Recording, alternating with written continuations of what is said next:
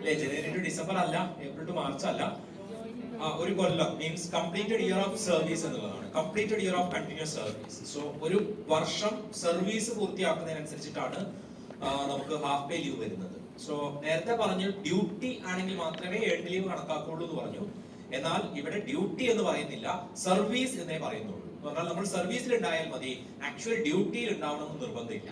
So അതാണ് അവിടുത്തെ point. എന്ന് പറഞ്ഞാല് ഹാഫ് പേ ലീവ് ഡ്യൂട്ടി പീരീഡിലാണെങ്കിലും ഏതെങ്കിലും ടൈപ്പ് ലീവ് എടുത്തിരിക്കുന്ന സമയത്താണെങ്കിലും, ഇനി ഡയസ്നോൺ, സർക്കാർ ഡയസ്നോൺ സമരത്തിന്റെ ഭാഗമായിട്ട് ഡയസ്നോൺ പ്രഖ്യാപിക്കുമല്ലോ, ഡയസ്നോൺ പീരീഡ് ആണെങ്കിലും ഈ കാലയളവെല്ലാം തന്നെ എന്തിനു പരിഗണിക്കും? ഹാഫ് പേ ലീവിന് പരിഗണിക്കും. So HPL earned during the period spent on duty, leave and on dies non. HPL earn ചെയ്യാത്ത രണ്ട് സന്ദർഭമാണുള്ളത്. ഒന്ന്, നമ്മൾ ലോങ് ലീവ് എടുക്കുന്ന അപ്പൻഡിക്സ് 12A, 12B, 12C പ്രകാരം 5 വർഷത്തേക്കുള്ള ലീവ് എടുക്കുന്നില്ലേ? സോ 5 വർഷം ലീവ് എടുത്ത് പോകുമ്പോൾ നമ്മൾ സർവീസിലേ ഇല്ല എന്നാണ് കണക്കാക്കുക. സോ അത് സർവീസിൽ ഇല്ലാത്ത കാലയളവാണ്. അപ്പൊ അതുകൊണ്ട് 12A, 12B, 12C പ്രകാരം ലീവ് എടുത്ത് നിൽക്കുന്ന കാലയളവില് HPL earn ചെയ്യില്ല. അതുപോലെ തന്നെ സസ്പെൻഷൻ ഏതെങ്കിലും തരത്തിൽ നോൺ ഡ്യൂട്ടി ആയിട്ട് ക്രമീകരിച്ചിട്ടുണ്ടെങ്കിൽ അപ്പോഴും നമ്മൾ സർവീസിൽ ഇല്ല എന്നുള്ളതാണ്. Suspension treated as non duty. So suspension non duty ആയിട്ട് ക്രമീകരിച്ചിരിക്കുന്ന കാലയളവ് ഉണ്ടെങ്കിൽ ആ കാലയളവിലും HPL earn ചെയ്യില്ല. ഈ രണ്ട് സന്ദർഭങ്ങൾ ഒഴികെയുള്ള എല്ലാ കാലയളവിലും, അത് ഡ്യൂട്ടി ആവട്ടെ, ഏതെങ്കിലും ടൈപ്പ് ലീവ് ആയിക്കോട്ടെ, ഡയസ്നോൺ ആയിക്കോട്ടെ, എല്ലാ സന്ദർഭങ്ങളിലും എന്ത് earn ചെയ്യും? HPL earn ചെയ്യും. ഇനി എങ്ങനെയാണ് earn ചെയ്യുന്നത്? ഒരു വർഷം പൂർത്തിയാക്കിയാൽ 20 എന്നുള്ളതാണ്. സോ കംപ്ലീറ്റ് ചെയ്താൽ 20 ആണ്. ഒരു വർഷത്തിന് 20. 2 വർഷം പൂർത്തിയാക്കിയാൽ 40, 3 വർഷം പൂർത്തിയാക്കിയാൽ 60. എന്റെ സുഹൃത്ത് നോക്കിയപ്പോ കറക്റ്റ് 3 വർഷവും 6 മാസവും പൂർത്തിയാക്കിയിട്ടുണ്ട്. 3 വർഷവും 6 മാസവും കംപ്ലീറ്റ് ആയിട്ടുണ്ട്. അയാളുടെ അക്കൗണ്ടിൽ എത്ര HPL ഉണ്ടാവും? 60 അല്ലെ? കാരണം കംപ്ലീറ്റഡ് ഇയർ ഓഫ് സർവീസ് ആണെങ്കിൽ മാത്രമേ 20 കിട്ടുള്ളൂ. ഇനി അല്ല 11 മാസം ആണെങ്കിൽ പോലും 0 ആണ്. സോ കംപ്ലീറ്റ് ചെയ്ത് കഴിഞ്ഞാൽ 20, ഇല്ലെങ്കിൽ 0 എന്നതാണ് കണക്ക്. Okay, yes. So earned leave നമ്മൾ നേരത്തെ പറഞ്ഞത് ഓർമ്മയില്ലേ? ഏൺഡ് ലീവ് എത്ര എണ്ണം അക്കൗണ്ടിൽ സൂക്ഷിച്ചു വെക്കായിരുന്നു? 300 എണ്ണം വരെ വെക്കായിരുന്നുള്ളൂ അല്ലെ? സോ HPL എത്ര എണ്ണം അക്കൗണ്ടിൽ സൂക്ഷിക്കാം? ലിമിറ്റ് ഇല്ല. HPL എത്ര എണ്ണം നമ്മുടെ അക്കൗണ്ടിൽ സൂക്ഷിച്ചു വെക്കാം? ലിമിറ്റ് ഇല്ല. There is no limit, there is no restrictions. എത്ര HPL വേണമെങ്കിലും അക്കൗണ്ടിൽ സൂക്ഷിച്ചു വെക്കാം. അതിന് പ്രത്യേകിച്ച് നിയന്ത്രണമൊന്നുമില്ല. Earned leave at a time എത്ര എണ്ണം അവൈൽ ചെയ്യായിരുന്നു? എത്ര എണ്ണം എടുക്കായിരുന്നു? 180 ഡേയ്സ് ആയിരുന്നു എടുക്കാൻ പറ്റുന്നത് അല്ലെ? So HPL at a time എത്ര എണ്ണം എടുക്കാൻ പറ്റും? HPL there is also no restrictions. അതിനും പ്രത്യേകിച്ച് നിയന്ത്രണങ്ങളൊന്നുമില്ല. ഞാൻ നോക്കിയപ്പോ എന്റെ ഹാഫ് പേ ലീവ് അക്കൗണ്ടിൽ 547 ഹാഫ് പേ ലീവ് ഉണ്ട്. അപ്പൊ തന്നെ ഞാൻ ആപ്ലിക്കേഷൻ കൊടുത്തു, നാളെ മുതൽ ഞാൻ ലീവാണ്, 547 ദിവസത്തേക്ക് HPL. എന്റെ ഓഫീസറും ഇതേപോലെ ചിരിക്കുള്ളൂ, സാങ്ഷൻ ചെയ്യൂല. Because that is a decision of the sanctioning authority. But rule പ്രകാരം I am eligible for that. ചട്ടപ്രകാരം എനിക്ക് അത് പ്രത്യേകിച്ച് തടസ്സമൊന്നുമില്ല. പക്ഷെ ബോധമുള്ള ഓഫീസർ ആണെങ്കിൽ അംഗീകരിക്കില്ല, അനുവദിച്ചു തരില്ല എന്നുള്ളത്. ഓക്കെ, ശരി. അപ്പോ ഒരു മാസം ഞാൻ HPL എടുക്കുകയാണേ, അടുത്തൊരു മാസം ഫുൾ HPL ആണ്. നമ്മൾ നേരത്തെ പറഞ്ഞില്ലേ, ഏൺഡ് ലീവ് ആയിരുന്നെങ്കിൽ എനിക്ക് കിട്ടുന്നത് ഏൺ ലീവ് സാലറി ആണ്. അടുത്തൊരു മാസം ഫുള്ളും ഞാൻ HPL ആണ് എടുക്കുന്നത്, ഹാഫ് പേ ലീവ്. അപ്പൊ എനിക്ക് കിട്ടുക half pay leave salary. Half pay leave salary ആണ്. എത്രയാണ്? ഹാഫ് പേ ലീവ് സാലറി എത്രയായിരിക്കും? കുറവ് സംഭവിക്കുമോ? കുറവുണ്ടാവുമോ? ശമ്പളത്തിൽ കുറവ് സംഭവിക്കുമോ? സംഭവിക്കും അല്ലേ? കുറവ് സംഭവിക്കും. എത്ര കുറയും? ബേസിക് പേയുടെ ഹാഫ്. DA കുറയില്ല, full. Means half pay plus full DA. Objection your honour എന്നാണ് അവർ പറയുന്നത്. അവർക്ക് അതിൽ ഒബ്ജക്ഷൻ ഉണ്ട്. അപ്പൊ half pay plus half DA അതുമല്ല, ഹാഫ് പേ പ്ലസ് ബേസിക് പേയുടെ പകുതി പ്ലസ്, അതാണ് അവര് പറഞ്ഞത്. ഓക്കെ, നമ്മുടെ main component pay plus DA ആണ് അല്ലെ? അപ്പൊ ചിലപ്പോ കിട്ടുന്നത് half pay plus full DA ആയിരിക്കും, ചിലപ്പോ half pay plus half DA ആയിരിക്കും. അപ്പൊ അത് എങ്ങനെയാ കണക്കാക്കാന്ന് വെച്ചാല് സർക്കാർ സമയങ്ങളിൽ ഒരു മോണിറ്ററി ലിമിറ്റ് വെച്ചിട്ടുണ്ട്. 50-200 താഴെ ബേസിക് പേ ഉള്ള ആളുകൾ, നിലവിലെ പൊസിഷൻ അനുസരിച്ചിട്ട് ബേസിക് പേ 50-200 താഴെയുള്ള ആളുകളാണ് ഹാഫ് പേ ലീവ് എടുക്കണമെങ്കിൽ അവർക്ക് half pay plus full DA. 50-200 താഴെയാണെങ്കിൽ half pay plus full D A. 50-200 അതിന് മുകളിലും ബേസിക് പേ ഉള്ള ആളുകളാണെങ്കിൽ half pay plus half D A. So 50-200 ആണ് ഇപ്പോഴത്തെ മോണിറ്ററി ലിമിറ്റ്. കഴിഞ്ഞ പേ റിവിഷനിൽ 35-700 ആയിരുന്നു, അതാണ് ഇപ്പൊ 50-200 ആയിട്ട് മാറിയത്. സോ 50-200 അതിന് മുകളിലും ഉള്ള ആളുകളാണെങ്കിൽ half pay plus half D A. 50-200 താഴെയുള്ള ആളുകളാണെങ്കിൽ half pay plus full D A. Full D A താഴെയാണെങ്കിൽ ഫുൾ ഡി എ എന്ന് പറഞ്ഞാൽ ബേസിക് പേ കുറഞ്ഞ ആളുകൾക്ക് ഫുൾ ഡി എ കിട്ടും, കൂടുതൽ ഇത് കിട്ടും. ബേസിക് പേ കൂടുമ്പോൾ ഡി എ കുറയും. ശരി, പിന്നെ അവിടെ 65ന്റെ കേസ് എന്തോ വിളിച്ച് പറഞ്ഞില്ലേ നിങ്ങള്? എന്താ അത്? ഈ പറഞ്ഞ half pay plus full D A കിട്ടുന്ന ആളുകൾക്ക് എന്ന് പറഞ്ഞാൽ 50-200 താഴെ ബേസിക് പേ ഉള്ള ആളുകൾക്ക് ഉറപ്പായിട്ടും 65% of pay plus D A കിട്ടിയിരിക്കണം എന്നാ. അവരുടെ പേ പ്ലസ് ഡി എയുടെ പ്രതിമാസ ശമ്പളത്തിന്റെ 65% ഉറപ്പായിട്ടും കിട്ടിയിരിക്കണം 50-200 താഴെയുള്ള ആളുകൾ. Half pay plus full D എന്ന് നമ്മൾ പറഞ്ഞില്ലേ, half pay plus full D എന്ന് പറഞ്ഞില്ലേ, അവർക്ക് ഉറപ്പായിട്ട് എത്ര കിട്ടിയിരിക്കണം? 65%. അപ്പൊ നമ്മള് ഒരു കയ്യില് 65% of pay plus D A കണക്കാക്കി വെച്ചിരിക്കുകയാണ്, 65% ഓഫ് ഫുൾ സാലറി കണക്കാക്കി വെച്ചിരിക്കുകയാണ്. ഇപ്പുറത്തെ സൈഡില് half pay plus full D A കണക്കാക്കി വെച്ചിരിക്കുകയാണ്. ചിലപ്പോ ഇത് തമ്മിൽ ചെറിയ വ്യത്യാസം ഉണ്ടാവും. ഈ 65%വും half pay plus full D A തമ്മിൽ ചെറിയ വ്യത്യാസം ഉണ്ടാവും. അപ്പൊ എന്ത് ചെയ്യുന്ന വെച്ചാല് half pay plus full D A അവർക്ക് ഹാഫ് പേ ലീവ് സാലറി എന്നും പറഞ്ഞു കൊടുക്കും. ഈ ഡിഫറൻസ് ഈ 65% എത്തിക്കാൻ വേണ്ടി വരുന്ന ഡിഫറൻസ് ഒരു അലവൻസ് എന്നുള്ള രീതിയിൽ കൊടുക്കും. അതിനെ വിളിക്കുന്ന പേരാണ് സ്പെഷ്യൽ ലീവ് അലവൻസ്. ഈ ഡിഫറൻസ് സ്പെഷ്യൽ ലീവ് അലവൻസ് എന്താ പറഞ്ഞത് മനസ്സിലായോ? അതായത് അവരുടെ half pay plus full D A ഒരു സ്ഥലത്ത് കണക്കാക്കി വെച്ചിരിക്കുകയാണ്, 65% of pay plus D A വേറൊരു സൈഡിൽ കണക്കാക്കി വെച്ചിരിക്കുക. നോക്കിയപ്പോ ഇത് രണ്ടും തമ്മിൽ ചെറിയ വ്യത്യാസമുണ്ട്. ഈ 65% കുറച്ച് കൂടി നിൽക്കുകയാണ്. അപ്പൊ എന്ത് ചെയ്യും? Half pay plus full D A അവർക്ക് ലീവ് സാലറി എന്നും പറഞ്ഞു കൊടുക്കും. ഈ വ്യത്യാസം എത്രയാണോ വരുന്നത് അതൊരു അലവൻസ് എന്ന് പറഞ്ഞു കൊടുക്കും. അതിനാണ് സ്പെഷ്യൽ ലീവ് അലവൻസ് എന്ന് പറയുന്നത്. Special leave allowance. So that's all half pay leave. ഇത്രയാണ് ഹാഫ് പേ ലീവുമായി ബന്ധപ്പെട്ട് പറയാനുള്ളത്. ഓക്കെ, എന്തൊക്കെയാ പറഞ്ഞത്? സോ സർവീസ് ആണ് കണക്കാക്കുക, ഡ്യൂട്ടി അല്ല. സോ ഒരു വർഷം സർവീസ് പൂർത്തിയാക്കിയാൽ അക്കൗണ്ടിൽ എത്ര എണ്ണം വരും? 20 എണ്ണം വരും. ഒരു വർഷം സർവീസ് പൂർത്തിയാക്കിയതിന് 20. സോ സർവീസ് മതി എന്ന് പറഞ്ഞാല് അവിടെ എന്ത് പരിഗണിക്കുന്നില്ല, ഡ്യൂട്ടിയിലാണോ ലീവാണോ ഡയസ്നോൺ ആണോ എന്നൊന്നും പരിഗണിക്കേണ്ട കാര്യമില്ല. ഈ എല്ലാ കാലയളവും HPL പരിഗണിക്കും.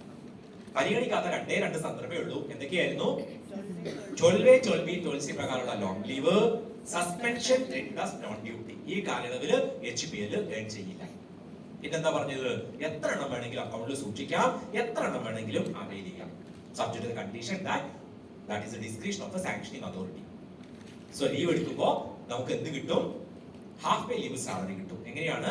50-200 താഴെയുള്ള ആളുകൾക്ക് half pay plus full D A or 65% of pay plus D A. 50-200 അതിന് മുകളിലുള്ള ആളുകളാണെങ്കിൽ അവർക്ക് half pay plus half D. So എന്തായാലും ശരി, half pay plus full D A ആണെങ്കിലും ശരി, half pay plus half D ആണെങ്കിലും ശരി, പേ പകുതിയായിട്ട് കുറയല്ലേ? പേ പകുതിയായിട്ട് കുറയല്ലേ? അപ്പൊ ലീവ് എടുക്കുമ്പോ സാലറി കുറയില്ലേ? ലീവ് എടുക്കുമ്പോ സ്വാഭാവികമായിട്ടും സാലറി കുറയല്ലേ? സാലറി കുറയാൻ പാടില്ല. സാലറിയിൽ 5ന്റെ പൈസ കുറയാൻ പാടില്ല. ലീവ് വേണം. ലീവ് വേണം. സാലറിയിൽ കുറവ് വരാനും പാടില്ല. എന്ത് ചെയ്യും? ഒരു ഹാഫ് പേ ലീവ് എടുക്കും, ഇവിടുന്ന് ഒരു ഹാഫ് പേ ലീവ് എടുക്കും, ഇങ്ങനെ ചേർത്ത് വെച്ചിട്ട് ഒറ്റ ലീവ് ആയിട്ട് എടുക്കും. And that is called commuted leave. So next one is commuted leave. 2 half pay leave ഒരുമിച്ച് ചേർത്ത് ഫുൾ പേയോട് കൂടി എടുക്കുകയാണെങ്കിൽ അതിനെ വിളിക്കുന്ന പേരാണ് commuted leave. 2 half pay leave ഒരുമിച്ച് ചേർത്ത് ഫുൾ പേയോട് കൂടി എടുക്കുന്നതിനെയാണ് കമ്മ്യൂട്ടഡ് ലീവ് എന്ന് പറയുന്നത്. Commuted leave. അവിടുത്തെ കണ്ടീഷൻ എന്താണ്? ഇപ്പൊ നമ്മുടെ സർവീസിൽ 1 വർഷം പൂർത്തിയായി, 2ാമത്തെ വർഷത്തിലേക്ക് കാലെടുത്ത് വെച്ചപ്പോഴത്തേക്കാണ് ലീവിന് ആവശ്യം വന്നത്. നമുക്ക് ഏൺഡ് ലീവ് എടുക്കുന്നതിന് തടസ്സമില്ല. ഏൺഡ് ലീവ് എടുക്കുന്നതിന് തടസ്സമില്ല. പ്രൊബേഷൻ പൂർത്തിയാക്കിയില്ലയോ എന്നുള്ളതൊന്നും കാര്യമല്ല. ഏൺഡ് ലീവ് എടുക്കുന്നതിന് ചട്ടപ്രകാരം തടസ്സമില്ല. ഹാഫ് പേ ലീവ് എടുക്കുന്നതിനും തടസ്സമൊന്നുമില്ല. കാരണം 1 വർഷം കഴിയുമ്പോൾ അക്കൗണ്ടിൽ ലീവ് HPL വന്നിട്ടുണ്ടാകും. നമുക്ക് HPL ആയിട്ട് എടുക്കുന്നതിന് തടസ്സമൊന്നുമില്ല. അവിടെ ഉള്ള ഒരു പ്രശ്നം എന്താണ്? പ്രൊബേഷൻ പൂർത്തിയായിട്ടില്ല. പ്രൊബേഷൻ പൂർത്തിയാക്കാത്ത ഒരാളാണ് ലീവ് എടുക്കണമെന്നുണ്ടെങ്കിൽ അത് അത്രയും കണ്ട് പ്രൊബേഷൻ നീണ്ടുപോകും, പ്രൊബേഷൻ എക്സ്റ്റെൻഡ് ആയിട്ട് പോകും എന്നുള്ളൊരു കണ്ടീഷനാണുള്ളത്. അല്ലാതെ ലീവ് എടുക്കുന്നതിന് മറ്റു തരത്തിലുള്ള തടസ്സമൊന്നുമില്ല. എന്നാൽ കമ്മ്യൂട്ടഡ് ലീവ് എടുക്കണമെങ്കിലുള്ള ഏറ്റവും minimum condition 3 years or more service. 3 വർഷമോ അതിന് മുകളിലോ സർവീസ് ഉള്ള ആൾക്ക് മാത്രമേ കമ്മ്യൂണിറ്റി ലീവ് എടുക്കാൻ പറ്റുള്ളൂ. ഹാഫ് പേ ലീവ് ആയിട്ട് എടുക്കാം. പക്ഷെ 2 ഹാഫ് പേ ലീവ് ഒരുമിച്ച് ചേർത്ത് കമ്മ്യൂണിറ്റി ലീവ് ആയിട്ട് എടുക്കണമെന്നുണ്ടെങ്കിൽ 3 വർഷമോ അതിന് മുകളിലോ സർവീസ് ഉണ്ടാവണം. അപ്പൊ നമ്മൾ അങ്ങനെ 10 കമ്മ്യൂണിറ്റി ലീവ് എടുത്തു കഴിഞ്ഞാൽ നമ്മുടെ ലീവ് അക്കൗണ്ടിൽ അത് എങ്ങനെ പ്രതിഫലിക്കും? എത്ര കമ്മ്യൂണിറ്റി ലീവ് എടുക്കുന്നോ അതിന്റെ ഇരട്ടി ഹാഫ് പേ ലീവ് അക്കൗണ്ടിൽ നിന്ന് കുറയും. ലീവ് എളുപ്പത്തിൽ കുറയണമെങ്കിൽ കമ്മ്യൂണിറ്റി ലീവ് എടുത്താൽ മതി. എത്ര കമ്മ്യൂണിറ്റി ലീവ് എടുക്കുന്നോ അതിന്റെ ഇരട്ടി ഹാഫ് പേ ലീവ് കുറയും. 10 കമ്മ്യൂണിറ്റി ലീവ് 10 ദിവസം കമ്മ്യൂണിറ്റി ലീവ് എടുത്തു കഴിഞ്ഞാൽ സാലറിയിൽ ഒരു കുറവും സംഭവിക്കില്ല. പക്ഷെ ലീവ് അക്കൗണ്ടിൽ നിന്നും 20 HPL കുറയും. സോ എത്ര കമ്മ്യൂണിറ്റി ലീവ് എടുക്കുന്നോ അതിന്റെ ഇരട്ടി നമ്മുടെ അക്കൗണ്ടിൽ നിന്നും ഹാഫ് പേ ലീവ് കുറയും എന്നുള്ളതാണ് അതിന്റെ പ്രത്യേകത. So that is community leave. എത്ര എണ്ണം നമുക്ക് അറ്റ് എ ടൈം എടുക്കാം എന്നുള്ളതിനെ സംബന്ധിച്ചോ അല്ലേ ഒന്നും തന്നെ നിയന്ത്രണമൊന്നുമില്ല. There is no restriction. എത്ര കമ്മ്യൂണിറ്റി ലീവ് അറ്റ് സ്ട്രെച്ചിൽ എടുക്കാം എന്നുള്ളതിനെ സംബന്ധിച്ച്. കാരണം ഹാഫ് പേ ലീവ് ആണ് കമ്മ്യൂണിറ്റി ലീവ് ആക്കി മാറ്റുന്നത്. ഹാഫ് പേ ലീവിന് നമ്മൾ അവിടെ ഒരു നിയന്ത്രണവും പറഞ്ഞില്ലല്ലോ. അതുകൊണ്ട് തന്നെ കമ്മ്യൂണിറ്റി ലീവ് അറ്റ് സ്ട്രെച്ച് എത്ര എണ്ണം എടുക്കാം എന്നുള്ളതിനെ സംബന്ധിച്ച് there is no restrictions in rule പ്രകാരം റെസ്ട്രിക്ഷൻസ് ഒന്നും. So that is community leave. ഞാൻ നോക്കിയപ്പോ എന്റെ ലീവ് അക്കൗണ്ടിൽ ഏൺഡ് ലീവ് 0, ലീവ് അക്കൗണ്ടിലെ ഏൺഡ് ലീവിന്റെ എണ്ണം 0, ലീവ് അക്കൗണ്ടിലെ ഹാഫ് പേ ലീവിന്റെ എണ്ണം 0. ലീവ് വിത്ത് അലവൻസസ് രണ്ടും 0 ആണ്. ലീവ് വിത്ത് അലവൻസസ് രണ്ടും 0 ആണ്. എനിക്ക് ലീവ് വേണം താനും. എനിക്ക് ലീവ് വേണം. ഏത് ലീവ് എടുക്കും? ലീവ് വിത്തൗട്ട് അലവൻസസ് പിന്നെ എടുക്കാനുള്ള ഒരു സംവിധാനം ഉള്ളൂ. പക്ഷെ അപ്പൊ എന്താ പ്രശ്നം എന്ന് വെച്ചാല് ലീവ് വിത്തൗട്ട് അലവൻസസ് എന്ന് പറഞ്ഞാൽ ശൂന്യവേതന അവധി അല്ലേ എന്ന് പറഞ്ഞാല് അവിടെ ലീവ് സാലറിയും 0 അല്ലേ? അത് പറ്റില്ല. എനിക്ക് എന്തെങ്കിലും ഒരു ലീവ് സാലറി വേണം. അക്കൗണ്ടിൽ ലീവ് ഇല്ല, ലീവ് വിത്തൗട്ട് അലവൻസസ് എടുക്കാനും പറ്റില്ല, ലീവ് സാലറി വേണം താനും. ഇങ്ങനെ മൊത്തത്തിൽ ഒരു പ്രത്യേക രീതിയിലാണ് എനിക്ക് ലീവ് വേണ്ടത്. എന്ത് ചെയ്യാൻ പറ്റും?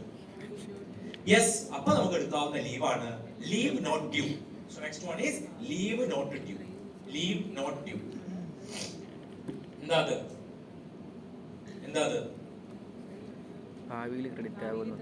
Leave not due. ഡ്യൂ ആയിട്ടില്ലാത്ത ലീവ് മുൻകൂറായി കൊടുക്കുന്നതിനെ വിളിക്കുന്ന പേരാണ് ലീവ് നോട്ട് ഡ്യൂ. HPL എന്നുള്ള രീതിയിലാണ് കൊടുക്കുക. മുൻകൂറായിട്ട് നൽകുന്ന HPL ആണ് ലീവ് നോട്ട് ഡ്യൂ. HPL മുൻകൂറായിട്ട് നൽകുന്ന HPL ആണ് ലീവ് നോട്ട് ഡ്യൂ. അതായത് ഒരാളുടെ ക്രെഡിറ്റിൽ ഇല്ലാത്ത ലീവ് മുൻകൂട്ടി കൊടുക്കുന്നത്. നമ്മുടെ ദൈനംദിന ജീവിതത്തിൽ നമ്മൾ ചെയ്യുന്ന പരിപാടി തന്നെയാണ്. കുറച്ച് പൈസക്ക് ആവശ്യം വന്നു, കയ്യിൽ 5ന്റെ പൈസ ഇല്ല. അപ്പൊ ഞാൻ എന്ത് ചെയ്തു? എന്റെ സുഹൃത്തിനോട് കടം ചോദിച്ചു. അയാൾ എനിക്ക് ഒരു 500 രൂപ തന്നു. ഞാൻ എന്റെ ആവശ്യത്തിന് പോയി, എന്റെ ആവശ്യം കഴിഞ്ഞു, തിരിച്ചു വന്നു. അയാൾക്ക് 500 രൂപ തിരിച്ചു കൊടുത്തു. കാരണം 2 ആഴ്ച കഴിഞ്ഞാല് എനിക്ക് വീണ്ടും ഒരു 2000 രൂപ കടം വാങ്ങണം. ആവശ്യം വന്നു, വീണ്ടും കടം ചോദിച്ചു, 2000 രൂപ കടം വാങ്ങി, എന്റെ ആവശ്യം കഴിഞ്ഞു, 2000 രൂപ കടം കൊടുത്ത് നമ്മൾ തമ്മിലുള്ള കടം വീടി എന്ന് പറഞ്ഞു. ഇങ്ങനെ മുൻകൂട്ടി നമ്മുടെ സാങ്ഷനിങ് അതോറിറ്റിയുമായി നടത്തുന്ന ലീവിന്റെ കേസിൽ നടത്തുന്ന കടമിടപാടാണ് ലീവ് നോട്ട് ഡ്യൂ എന്ന് പറയുന്നത്. മുൻകൂട്ടി കൊടുക്കുന്ന HPL ആണ്. ഇപ്പൊ ഒരാൾക്ക് 20 HPL ലീവ് നോട്ട് ഡ്യൂ എന്ന് പറഞ്ഞു കൊടുത്തു എന്ന് വിചാരിക്കുക. 20 എണ്ണം ലീവ് നോട്ട് ഡ്യൂ എന്ന് പറഞ്ഞു കൊടുത്തു. അയാളുടെ ആവശ്യത്തിന് പോയി. ആവശ്യം കഴിഞ്ഞിട്ട് അയാൾ തിരിച്ചു വന്നിട്ട് മിനിമം 1 കൊല്ലമെങ്കിലും സർവീസിൽ ഉണ്ടാവണം. 1 കൊല്ലമെങ്കിലും സർവീസിൽ ഏറ്റവും ചുരുങ്ങിയത് ഉണ്ടാവണം. എന്തിനാ? ഈ കൊടുത്ത 20 എണ്ണം 1 വർഷം കൊണ്ടല്ലേ HPL ഏൺ ചെയ്ത് വരിക. സോ അപ്പൊ 20 എണ്ണം HPL അക്കൗണ്ട് വരും, അത് തിരിച്ചു കൊടുക്കും, നമ്മൾ തമ്മിലുള്ള കടം വീടി എന്ന് പറയും.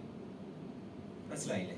സോ ഈ HPL മുൻകൂറായിട്ട് കൊടുക്കുക എന്ന് പറഞ്ഞാൽ ലീവ് മാത്രമാണോ കൊടുക്കുന്നത്? അയാൾക്ക് 20 ദിവസത്തെ ലീവ് മാത്രമാണോ കൊടുക്കുന്നത്? അല്ല, 20 ദിവസത്തെ HPL സാലറി കൂടി അല്ലേ കൊടുക്കുന്നത്? അങ്ങനെ കൊടുത്തു വിടുക ചെയ്യുന്നത് അല്ലേ? അപ്പൊ അങ്ങനെ ഒരാൾക്ക് 40 HPL ലീവ് നോട്ട് ഡ്യൂ എന്ന് പറഞ്ഞു കൊടുത്തു എന്ന് വിചാരിക്കുക. 40 HPL ലീവ് നോട്ട് ഡ്യൂ എന്ന് പറഞ്ഞ ഒരാൾക്ക് സാങ്ഷൻ ചെയ്ത് കൊടുത്തു. അയാള് ലീവിൽ പോയി. എന്നിട്ട് അയാള് പോയി എന്ന് കരുതുക. അയാള് ലീവിൽ പോയി, അയാളെന്ന് പോയി. അവിടെ 40 HPL സാലറി നഷ്ടം സംഭവിച്ചില്ലേ? സാമ്പത്തിക നഷ്ടം സംഭവിച്ചില്ലേ? യൂണിവേഴ്സിറ്റിയിൽ അങ്ങനെ കൊടുത്തിട്ടുണ്ടെങ്കിൽ യൂണിവേഴ്സിറ്റിക്ക് സാമ്പത്തികമായിട്ടുള്ള ഒരു നഷ്ടം വന്നില്ലേ? അയാൾ പോയില്ലേ? തിരിച്ചു പിടിക്കണ്ടേ? ഇത് തിരിച്ചു പിടിക്കണ്ടേ? എങ്ങനെ തിരിച്ചു പിടിക്കും? റിട്ടയർമെന്റ് ബെനിഫിറ്റ് എങ്ങനെ തിരിച്ചു പിടിക്കും? റിട്ടയർമെന്റിലേക്കൊന്നും നിൽക്കില്ല. കാരണം എത്രയും പെട്ടെന്ന് സെറ്റിൽ ചെയ്യാന്നുള്ളതാണ്. അത്രയും കാലത്തേക്കൊന്നും നിൽക്കാൻ പറ്റില്ല. എന്ത് ചെയ്യാൻ പറ്റും? അടുത്ത സാലറിയിൽ പിടിക്കണം. അടുത്ത സാലറിയിൽ പിടിക്കണമെങ്കിൽ അയാൾ വന്നിട്ടില്ല, അയാൾ അങ്ങ് പോയി. എന്ത് ചെയ്യും? അതെല്ലാം റിട്ടയർമെന്റ് ഇതുമായി ബന്ധപ്പെട്ടതാണ്. PF അങ്ങോട്ടൊന്നും നിൽക്കൂല. വിത്തിൻ 1 month സെറ്റിൽ ചെയ്യാന്നുള്ളതാണ് അതിൽ റൂട്ട് പൊസിഷൻ. ഇത്രയും പെട്ടെന്ന് സെറ്റിൽ ചെയ്യാം.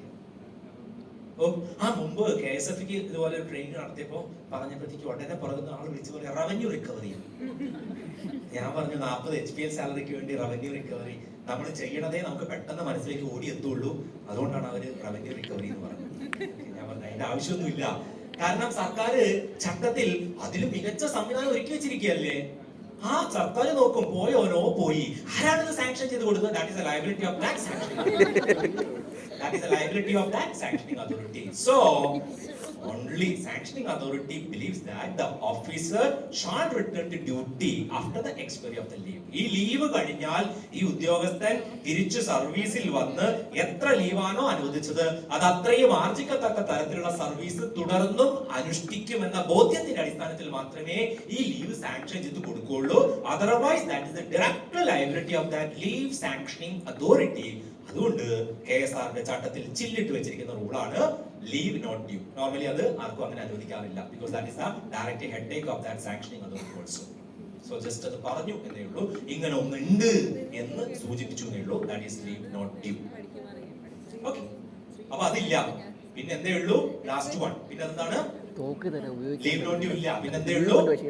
Leave without allowances, LWA. LWA നമ്മൾ പറയുന്നത്, ഇവിടെ പറയുന്ന റൂളും കൂടി ഒന്ന് നോട്ട് ചെയ്ത് വെച്ചോളൂ. Rule 88, leave without allowances, rule 88. Rule 88 പ്രകാരമുള്ള ലീവ് വിത്തൗട്ട് അലവൻസസ്. ഇത് രണ്ട് രീതിയിൽ നമ്മൾ അവൈൽ ചെയ്യാറുണ്ട്. ഒന്ന്, എന്തെങ്കിലും ഒരു മെഡിക്കൽ പർപ്പസുമായി ബന്ധപ്പെട്ട് വിത്ത് മെഡിക്കൽ സർട്ടിഫിക്കറ്റ് നമ്മൾ ലീവ് എടുക്കാറുണ്ട്. അപ്പൊ നമ്മളോട് ഒരാൾ ചോദിക്കുകയാണ് ലീവിലാണല്ലേ? അതെ ലീവിലാ. ഏത് ലീവിലാ? മെഡിക്കൽ ലീവിലാ എന്ന് നമ്മൾ പറയാറുണ്ട്. റൂളിൽ അങ്ങനെ ഒരു ലീവില്ല. മെഡിക്കൽ ലീവ് എന്ന് പറയുന്ന ഒരു ലീവ് KSRൽ ഇല്ല.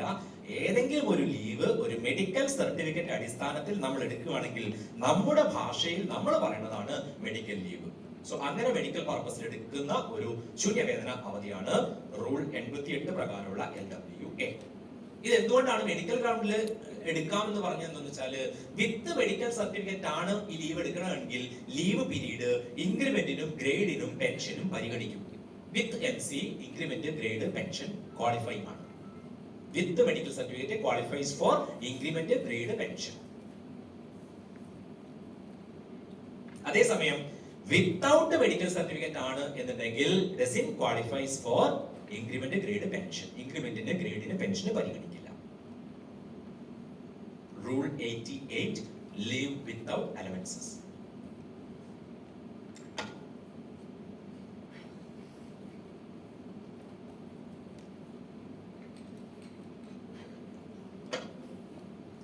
ഓക്കെ, സോ ഇതിന് ഈ റൂളില് ലേറ്റസ്റ്റ് വന്ന മാറ്റം, മുമ്പൊക്കെ 3 വർഷം വരെയുള്ള ആളുകൾക്ക് 90 ദിവസം വരെ മാത്രമേ ഏത് ലീവ് ആണെങ്കിലും സാങ്ഷൻ ചെയ്യാൻ പറ്റുള്ളൂ കേട്ടോ. 3 വർഷം വരെ പൂർത്തിയാക്കിയിട്ടുള്ള ആളുകളാണെങ്കിൽ അറ്റ് എ ടൈം 90 ഡേയ്സ് മാത്രമേ കിട്ടുള്ളൂ. സോ 90 ഡേയ്സിന് മുകളിൽ ലീവ് വേണമെങ്കിൽ 3 വർഷം അതിന് മുകളിലോ സർവീസ് ഉണ്ടെങ്കിൽ മാത്രമേ ലഭിക്കുള്ളൂ. ഓക്കെ, ഇതില് 120 ദിവസം വരെ ആരാണോ അപ്പോയിന്റിംഗ് അതോറിറ്റി അവർക്ക് തന്നെ സാങ്ഷൻ ചെയ്യാനുള്ള ഒരു ഡെലിഗേഷൻ കൊടുത്തിട്ടുണ്ട്. So up to 120 days appointing അതോറിറ്റിയാണ് ലീവ് സാങ്ഷൻ ചെയ്യുക. So leave sanctioning authority is the appointing authority up to 120 days. Up to 120 days sanctioning authority. 120 മുകളിൽ വേണമെങ്കിൽ above 120 up to 180 head of the department എന്നുള്ളതാണ്, HOD എന്നുള്ളതാണ് അവിടുത്തെ അടുത്തൊരു position വരുന്നത്. So up to 180, above 120 up to 180 HOD.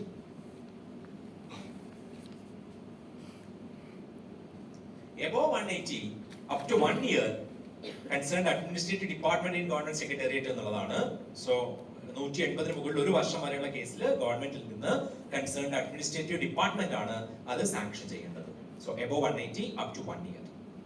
Above 1 year finance department ആണ് the sanctioning authority. ഇതാണ് ആ ഉത്തരവില് അതിന്റെ റൂൾ പൊസിഷൻ പറഞ്ഞിരിക്കുന്നത്.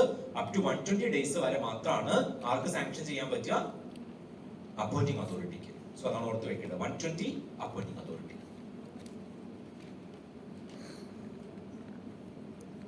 ഏത് ലീവാണിത്? ഏതാണ് ഈ leave? Leave without allowances. So leave salary, leave salary leave salary എന്ന് പറയുന്നത് ഒന്നുമില്ല, ശൂന്യവേതനാവധിയല്ലേ. So that's all ordinary leaves. So ordinary leaves കഴിഞ്ഞു. ഇത്രയാണ് ഓർഡിനറി ലീവ്സ് വരുന്നത്. ഏൺഡ് ലീവ് അതിന്റെ പ്രത്യേകതകൾ നമ്മൾ പറഞ്ഞു. ഹാഫ് പേ ലീവ് എന്തൊക്കെയാണ് എന്നുള്ളത് സൂചിപ്പിക്കേണ്ടായി. ദെൻ അതിൽ നിന്ന് പിന്നെ എങ്ങനെയാണ് കമ്പ്യൂട്ടഡ് ലീവിലോട്ട് വന്നത്. ദെൻ ലീവ് നോട്ട് ഡ്യൂ എന്താണ്, അതിന്റെ പ്രത്യേകതകൾ എന്താണ്, and leave without allowances LWA rule 88 with NC without NC അതെന്താണ് എന്നാണ് പറഞ്ഞത്. That's all ordinary leaves. ഈ ലീവുകളെല്ലാം തന്നെ തമ്മിൽ ക്ലബ് ചെയ്യാൻ പറ്റും എന്നതാണ് പ്രത്യേകത. സോ ഏൺഡ് ലീവും commuted leave, earned leave HPL ഇതെല്ലാം തന്നെ തമ്മിൽ കമ്പൈൻ ചെയ്യാം, ക്ലബ് ചെയ്യാം എന്നതാണ് അവിടുത്തെ പ്രത്യേകത. So we are moving to the next category, special leave. So അടുത്തത് സ്പെഷ്യൽ ലീവ് ആണ്. സ്പെഷ്യൽ ലീവിൽ ആദ്യത്തേത് സ്പെഷ്യൽ ഡിസബിലിറ്റി ലീവ്. എന്താന്ന് പറയുമോ? അതെന്താണ് സ്പെഷ്യൽ ഡിസബിലിറ്റി ലീവ്? ശാരീരിക അവശതയുള്ളവർക്ക് കൊടുക്കുന്നതല്ലേ? പറയൂ. ശാരീരിക അവശതയുള്ളവർക്ക് കൊടുക്കുന്നതല്ലേ സ്പെഷ്യൽ ഡിസബിലിറ്റി ലീവ്? ഡിസബിലിറ്റി ഉള്ളവർക്ക് കൊടുക്കുന്ന പ്രത്യേക അവധി. അങ്ങനല്ല അത് കഴിഞ്ഞിട്ടുള്ളതാണ് എനിക്ക് കേൾക്കുന്നത്. എന്തെങ്കിലും തരത്തിലുള്ള ശാരീരിക വിഷമതകൾ നേരിടുന്ന ജീവനക്കാര് നമ്മുടെ കൂട്ടത്തിൽ സർവീസിലുണ്ടെങ്കിൽ അവർക്ക് അനുവദിക്കുന്ന ലീവാണെങ്കിൽ that is a special casual leave for physically disabled employees. അതിതല്ല. അപ്പൊ ഇതെന്താ? അപകടം സംഭവിക്കുന്ന സമയത്ത്. എപ്പോഴാണ് അപകടം സംഭവിക്കുന്നത്? ഇങ്ങോട്ട് വരുമ്പോൾ, ഓഫീസിലേക്ക് വരുമ്പോഴോ പോകുമ്പോഴോ, ഓഫീസിൽ വരുമ്പോഴോ പോകുമ്പോഴോ, ഡ്യൂട്ടിക്കിടയിൽ. എപ്പോഴാണ് ഡ്യൂട്ടി? വീട്ടിൽ നിന്ന് 24 മണിക്കൂറും. വീട്ടിൽ നിന്ന് ഇറങ്ങി ഇവിടെ വരും. ആണോ? ആണോ എന്നുള്ളത് നമുക്ക് പിന്നീട് അത് ഓർമ്മിപ്പിക്കണേ, ഞാൻ പിന്നീട് അത് പറയാം. ശരി, ഇപ്പൊ ഡ്യൂട്ടിക്കിടയിലാണ് അല്ലേ? ഡ്യൂട്ടിക്കിടയിലാണ്. ഇനി എപ്പോഴാണ് ഡ്യൂട്ടി എന്നുള്ളതാണ് അവിടുത്തെ ഒരു പ്രശ്നം കിടക്കുന്നത്. എപ്പോഴാണ് ഡ്യൂട്ടി? ഞാൻ പറയാം. ഞാന് രാവിലെ വീട്ടിൽ നിന്നും സ്കൂട്ടറിൽ ഓഫീസിലേക്ക് വന്നുകൊണ്ടിരിക്കുകയാണ്. എന്റെ ഓഫീസിലേക്ക് ഇങ്ങനെ പോയിക്കൊണ്ടിരിക്കുകയാണ്. സ്കൂട്ടറിലാണ് പോയിക്കൊണ്ടിരിക്കുന്നത്. അപ്പൊ ഞാൻ ഇങ്ങനെ സ്കൂട്ടർ ഓടിച്ച് പോയിക്കൊണ്ടിരിക്കുന്നതിനിടയിൽ റോഡിൽ വെച്ചിട്ട് എന്റെ സ്കൂട്ടർ ഒരു കാറുമായിട്ട് ഇടിച്ചു. എന്റെ കാലൊടിഞ്ഞ് ഞാൻ റോഡിൽ കിടക്കുകയാണ്. ഓഫീസിലെത്തിയില്ല. Whether I am eligible for special disability leave? കിട്ടും, പക്ഷേ 8 കിലോമീറ്ററിനുള്ളിലായിരിക്കും. Whether I am eligible for special disability leave? വീട്ടിൽ നിന്ന് ഇങ്ങനെ വന്നുകൊണ്ടിരിക്കുകയാണ്, ഓഫീസിലെത്തിയില്ല, റോഡിൽ വെച്ചിട്ടാണ്. 8 കിലോമീറ്ററിനുള്ളിലാണ്. നോ കിട്ടും. കുറെ നോ പറയുന്നുണ്ട്, കുറച്ച് പേര് യെസ് പറയുന്നുണ്ട്. Whether it is yes or no എന്നുള്ളതാണ് ചോദ്യം. യെസ്. റോഡിലാണെങ്കിൽ കുഴപ്പമില്ല, വീട്ടിൽ നിന്ന് ജസ്റ്റ് ഇറങ്ങിയാൽ മതി. ആണോ? ഇനി നോ പറഞ്ഞ ആളുകളോ? ഞാൻ ഒരു കാര്യം ചെയ്യാം, ഞാൻ നോ പറഞ്ഞ ആളുകളുടെ കൂടെ നിൽക്കാം. ഓക്കെ, നോ എന്ന് പറഞ്ഞ ആളുകളുടെ കൂടെ നിൽക്കുക. കാരണം അവര് നോ പറയാൻ കാരണം എന്താന്ന് വെച്ചാല്, ഒന്നാമത് വീണത് ഞാനാണ്, രണ്ടാമത് ഞാൻ വീണത് റോഡിലാണ്. ഇത് രണ്ടും കാരണം. അവിടെ കുറെ കിലോമീറ്റർ കണക്കുകളൊക്കെ പറയുന്നുണ്ട് അല്ലെ?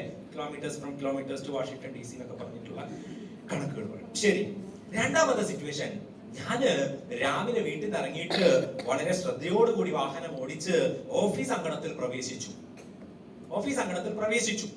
നേരത്തെ റോഡിൽ കടന്നപ്പോഴല്ലേ നിങ്ങൾക്ക് പ്രശ്നമായത്? ഞാൻ ഓഫീസ് അങ്കണത്തിൽ പ്രവേശിച്ചു. എന്നിട്ട് ഞാൻ എന്റെ വാഹനം പാർക്ക് ചെയ്തിട്ട് തിരിഞ്ഞു നടക്കുന്ന സമയത്ത് അവിടെ ഉണ്ടായിരുന്ന ഒരു മാവിന്റെ കൊമ്പ് പൊട്ടി വീണിട്ട് എന്റെ കാലിൽ വീണ് കാലിന്റെ പാദത്തിന് പൊട്ടലേറ്റു. Whether I am eligible for special disability leave?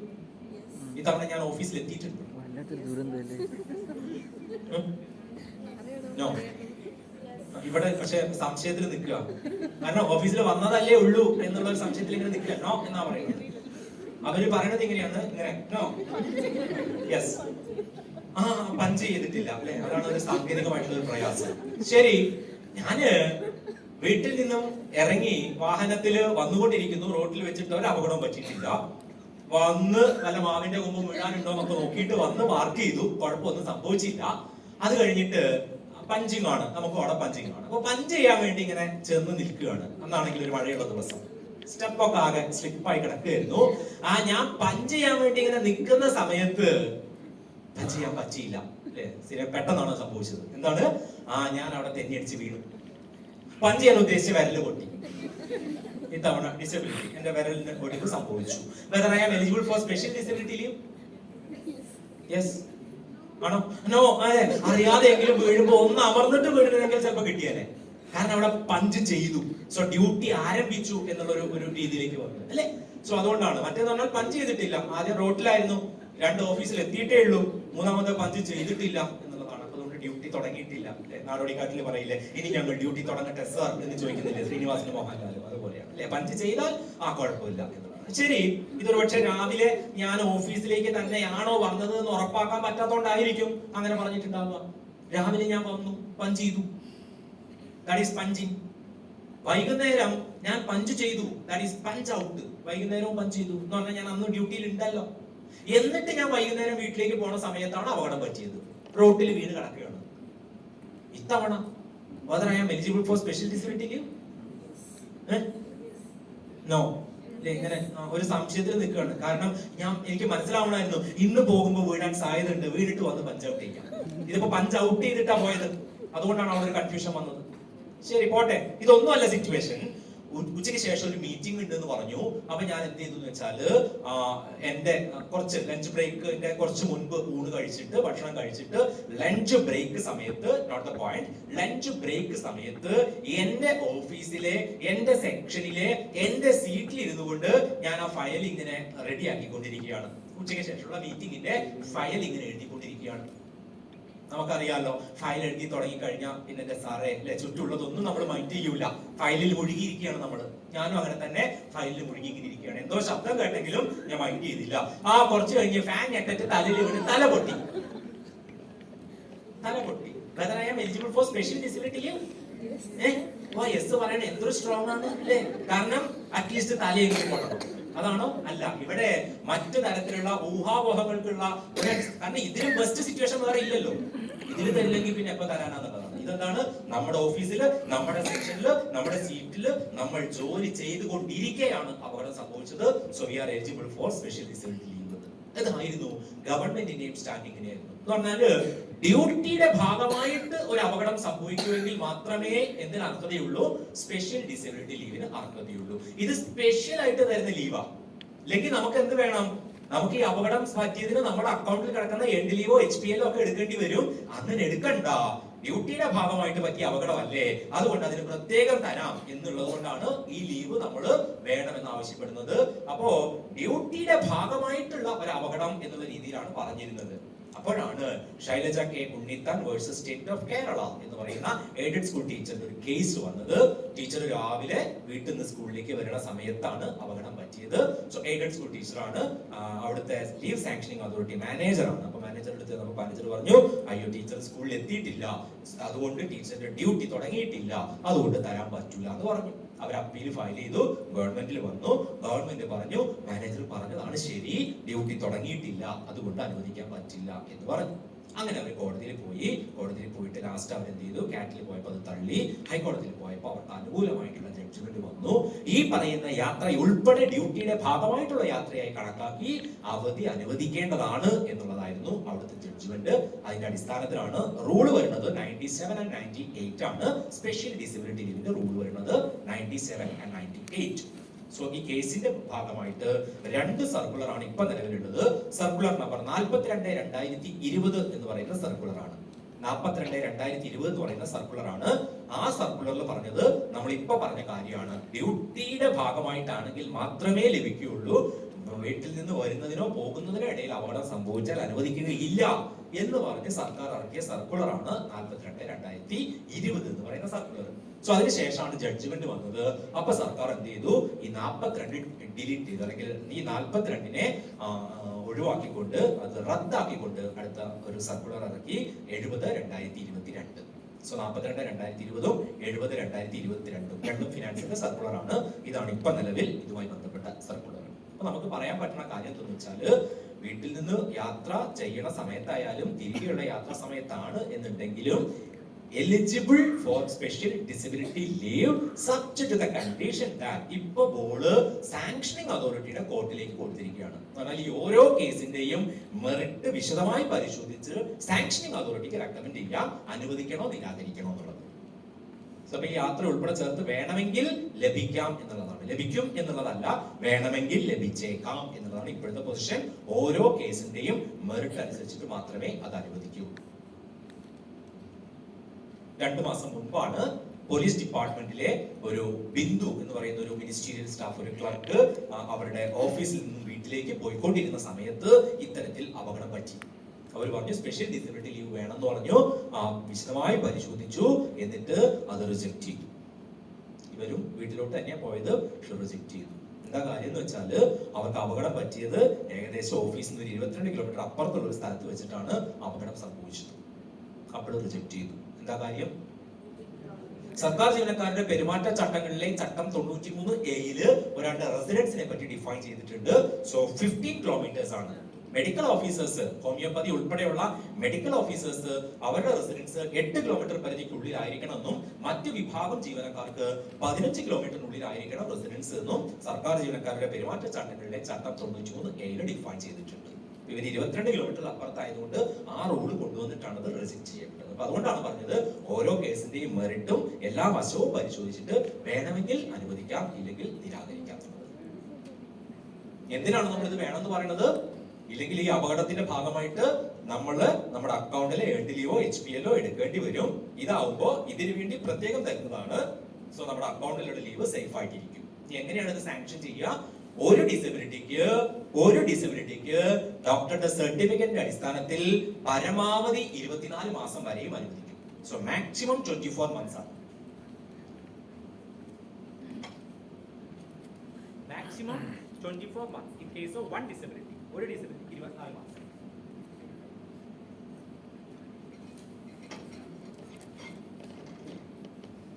ഇങ്ങനെ അവധിയിൽ പോകുന്ന കാലയളവില് ആദ്യത്തെ 4 മാസത്തേക്ക് ഏൺ ലീവ് സാലറിയാണ് ലഭിക്കുക. പറഞ്ഞാൽ ഫുൾ സാലറിയാണ് ആദ്യത്തെ 4 മാസം ലഭിക്കുക. അത് കഴിഞ്ഞാൽ പിന്നീട് HPL സാലറി ആയിട്ട് അത് കുറയും. HPL സാലറി എന്ന രീതിയിൽ കുറയും. ഒരു ഡിസബിലിറ്റിക്ക് ഡോക്ടറുടെ മെഡിക്കൽ സർട്ടിഫിക്കറ്റ് അടിസ്ഥാനത്തിൽ പരമാവധി 24 മാസം വരെയും അനുവദിക്കും. ആദ്യത്തെ 4 മാസം ഏൺ ലീവ് സാലറി, അത് കഴിഞ്ഞാൽ HPL സാലറി. സോ ഇത് പ്രകാരമുള്ള ലീവ് എടുത്ത ആളുകളുടെ ഡാറ്റ ഞാൻ സ്പാർക്കിൽ നിന്നും ജസ്റ്റ് ഒന്ന് വെരിഫൈ ചെയ്യുകയുണ്ടായി. അപ്പൊ കണ്ട കാഴ്ച ഒരുവിധപ്പെട്ട ആളുകൾക്കെല്ലാം 4 മാസം വരെ മാത്രമേ ലീവ് ആവശ്യം വരുള്ളൂ. അത് കഴിഞ്ഞാലും കാലി കൊക്കിച്ചാടിയിട്ടാണെങ്കിൽ ഓഫീസിൽ വരാൻ പറ്റും, ഇല്ലെങ്കിൽ സാലറി കുറയും. ഓക്കെ, സോ ആദ്യത്തെ 4 മാസത്തേക്ക് ഫുൾ സാലറി കിട്ടുള്ളൂ. അത് കഴിഞ്ഞാൽ HPL സാലറിയാണ്. ശരി, ഒരു ഡിസബിലിറ്റിക്കാണ് 24 മാസം പറഞ്ഞിരിക്കുന്നത്. ചിലരുണ്ടല്ലോ, ചിലര് ക്രിക്കറ്റിലെ ചെറുതിയെ പോലെയാ, ആദ്യം അടുത്ത കൈയോടെയും സ്പെഷ്യൽ ഡിസബിലിറ്റി സാങ്ഷൻ ചെയ്തു, അതെല്ലാം കഴിഞ്ഞ് വന്ന് 2 ആഴ്ച ഇപ്പോൾ വലത്തേക്കാരോടെയും. അപ്പൊ വീണ്ടും പറയാൻ പറ്റും നിങ്ങൾക്ക് നേരത്തെ തന്നതാണെന്നേ ഇല്ല. ഒരു ഡിസബിലിറ്റിക്ക് 24 മാസം. അഗെയിൻ ഇതുപോലെ ഒരു ഡിസബിലിറ്റി സംഭവിക്കുകയാണെങ്കിൽ ഇതേ ടേംസ് ആൻഡ് കണ്ടീഷൻസ് അനുസരിച്ച് വീണ്ടും അനുവദിക്കാവുന്നതാണ്. അല്ലാതെ ഒരു ഡിസബിലിറ്റിക്ക് മാത്രമായിട്ട് ലിമിറ്റ് ചെയ്തിട്ടില്ല എന്നുള്ളതാണ് അവിടുത്തെ പ്രത്യേകത. ഓക്കെ, മുമ്പൊരു സെഷനിൽ ഇത് പറഞ്ഞുകൊണ്ടിരുന്നപ്പോൾ ഒരാൾ ഇതിനെ കുറിച്ച് തന്നെ ഒരുപാട് ചോദ്യം ചോദിക്കുക. ഞാൻ പറഞ്ഞു അങ്ങനെ ഒന്നും ചിന്തിച്ച് പോകണ്ടെന്ന് പറഞ്ഞു. ഓക്കെ, ഇതിന് വേണ്ടിയിട്ട് ഇനി അല്ലേ? ശരി, സോ ഇതിന് സമാനമായിട്ടുള്ള ലീവാണ് next one, that is hospital leave. So hospital leave എന്നുള്ളത് അടുത്ത വിഭാഗം ലീവാണ്. ഇതിന് സമാനമായിട്ടുള്ള ലീവ് തന്നെയാണ് ഇത്. പക്ഷേ നേരത്തെ നമ്മൾ പറഞ്ഞ ഒരു ഡിസബിലിറ്റി സംഭവിക്കുക എന്നുള്ളതായിരുന്നു അവിടുത്തെ കണ്ടീഷൻ. ഇവിടെ ഡിസബിലിറ്റി വേണമെന്നില്ല, സീരിയസ് ആയിട്ടുള്ള ഒരു ഇഞ്ചറി ഉണ്ടായാൽ മതി. ഇഞ്ചറി അല്ലെങ്കിൽ ഇൽനസ് ഉണ്ടെങ്കിൽ തന്നെ ഹോസ്പിറ്റൽ ലീവ് അനുവദിക്കും. സീരിയസ് ഇഞ്ചറി ഓർ ഇൽനസ് അതാണെങ്കിൽ തന്നെ ഹോസ്പിറ്റൽ ലീവ് അനുവദിക്കും. ഹോസ്പിറ്റൽ ലീവ് ഇത് എല്ലാവർക്കും അർഹതയില്ല. KSRന്റെ പാർട്ട് 1 ചട്ടം 103 A മുതൽ H വരെ ഒരു ലിസ്റ്റ് കൊടുത്തിട്ടുണ്ട്.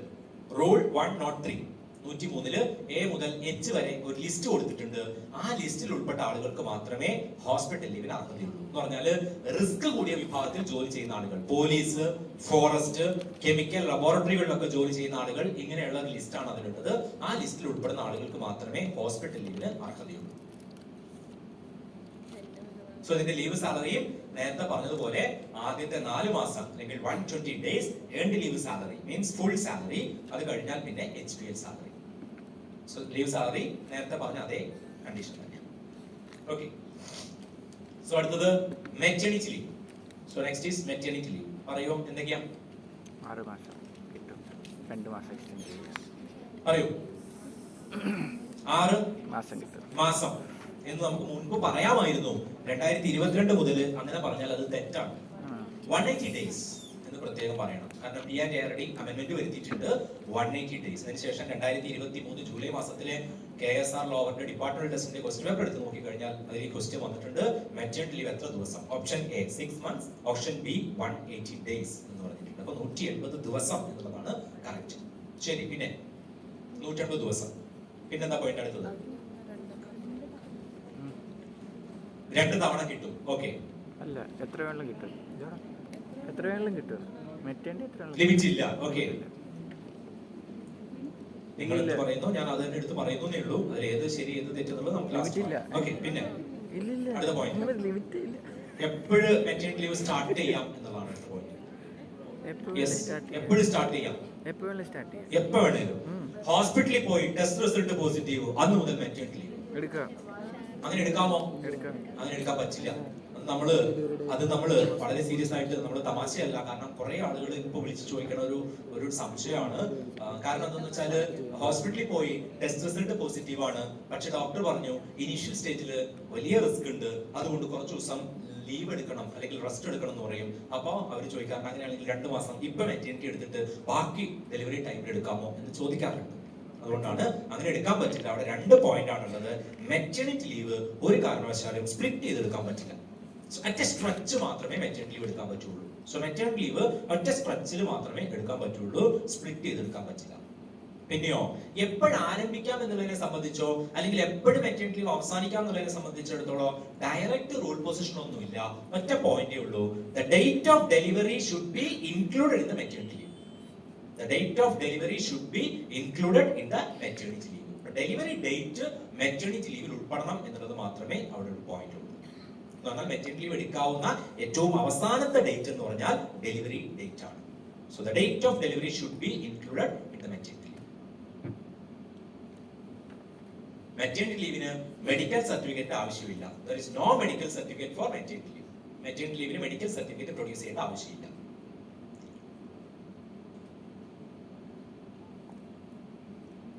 അതിന്റെ ഭാഗമായിട്ടാണ് ഈ കഴിഞ്ഞ മാസങ്ങളിൽ പത്രത്തിൽ വന്ന വാർത്ത, കുറെ ടീച്ചേഴ്സിന്റെ കയ്യിൽ നിന്നും AG ഓഡിറ്റിന്റെ ഭാഗമായിട്ട് തുക തിരിച്ചു പിടിക്കുന്ന ഒരു കേസ്. എന്ന് പറഞ്ഞാൽ അവരുടെ മെറ്റേണിറ്റി ലീവ് ഇറഗുലർ ആയിട്ടാണ് അവർ എടുത്തത് എന്നുള്ളതായിരുന്നു AGയുടെ കണ്ടെത്തൽ. എന്ത് സംഭവിച്ചു എന്ന് വെച്ചാൽ ടീച്ചറുടെ ഡേറ്റ് ഓഫ് ഡെലിവറി ഏപ്രിൽ 5 ആണ്. പക്ഷെ മെറ്റേണിറ്റി ലീവ് സ്റ്റാർട്ട് ചെയ്തത് ജൂൺ 1 ആണ്. എന്ന് പറഞ്ഞാൽ എന്താണ്, ഏപ്രിലും മെയ്യും വെക്കേഷൻ അല്ലേ? ഏപ്രിൽ മെയ് വെക്കേഷൻ, പിന്നെ ജൂൺ മുതൽ മെറ്റേണിറ്റി ലീവ് സ്റ്റാർട്ട് ചെയ്തു. there is no medical certificate. Medical certificate produce ചെയ്യേണ്ട കാര്യമില്ല. നമ്മൾ അവരെ ഒരിക്കലും കുറ്റം പറയാൻ പറ്റൂല. കാരണം മെറ്റേണിറ്റി ലീവ് എന്ന് പറയുന്ന ലീവിന് ഈ പറഞ്ഞ 6 മാസം എന്ന് പറയുന്നത് ഏറ്റവും കുറഞ്ഞൊരു കാലയളവാണ്. അത്രയൊന്നും പോരാ. ആ ഒരു പർപ്പസ് വിനിയോഗിക്കണം എന്നുണ്ടെങ്കിൽ മെറ്റേണിറ്റി ലീവ് അത്രയൊന്നും അതുകൊണ്ടൊന്നും കാര്യമില്ല. അപ്പൊ അതുകൊണ്ട് ടീച്ചേഴ്സ് വിചാരിച്ചു ഏപ്രിൽ മെയ് 2 മാസം കിട്ടും, അത് കഴിഞ്ഞ് 6 മാസം മെറ്റേണിറ്റി ലീവ് കിട്ടും, അത് കഴിഞ്ഞ് വീണ്ടും നമുക്ക് എന്ത് ചെയ്യാം, അതിനോട് കമ്പൈൻ ചെയ്ത് 60 ദിവസം വരെ വേറെ ഏത് ലീവ് വേണമെങ്കിലും എടുക്കാം. സോ അത്രയും ദിവസം ആ കുഞ്ഞിന് ഒരു പരിരക്ഷ കിട്ടും എന്നുള്ള ഒരു ബോധ്യത്തിലായിരിക്കാം അവർ അങ്ങനെ എടുത്തിട്ടുണ്ടാവുക. പക്ഷെ അവിടെ വയലേറ്റ് ചെയ്യപ്പെട്ട റൂൾ എന്ന് പറഞ്ഞാൽ the date of delivery should be included in the maternity leave. April 5-നാണ് ഡെലിവറി എങ്കിൽ ആ ഏപ്രിൽ 5 മുതലെങ്കിലും മെറ്റേണിറ്റി ലീവ് സ്റ്റാർട്ട് ചെയ്യണമായിരുന്നു. സോ അതാണ് അടുത്ത പോയിന്റ്. പിന്നെയോ മെറ്റേണിറ്റി ലീവിന് മെഡിക്കൽ സർട്ടിഫിക്കറ്റ് വേണ്ട എന്ന് പറയുന്ന പോലെ തന്നെ മെറ്റേണിറ്റി ലീവിനോട് ചേർന്ന് 60 ദിവസം വരെ എടുക്കുന്ന ഏത് ലീവിനും മെഡിക്കൽ സർട്ടിഫിക്കറ്റ് ആവശ്യമില്ല. സോ അതിനോട് ചേർത്ത് നമ്മൾ ജോയിൻ ചെയ്യാതെ മെറ്റേണിറ്റി ലീവിൽ ഇരുന്നു കൊണ്ട് തന്നെ നമുക്ക് 60 ദിവസം വരെ എടുക്കുന്ന ഏത് ലീവിനും മെഡിക്കൽ സർട്ടിഫിക്കറ്റ് ആവശ്യമില്ല. ആ കാലയളവ് അത് LWA ആണെങ്കിൽ പോലും അത് എന്തിനു പരിഗണിക്കും? ഇൻക്രിമെന്റിന് പരിഗണിക്കും. സോ മെറ്റേണിറ്റി ലീവിനോട് ചേർന്ന് എടുക്കുന്ന ആ ലീവും ഇൻക്രിമെന്റിന് പരിഗണിക്കും.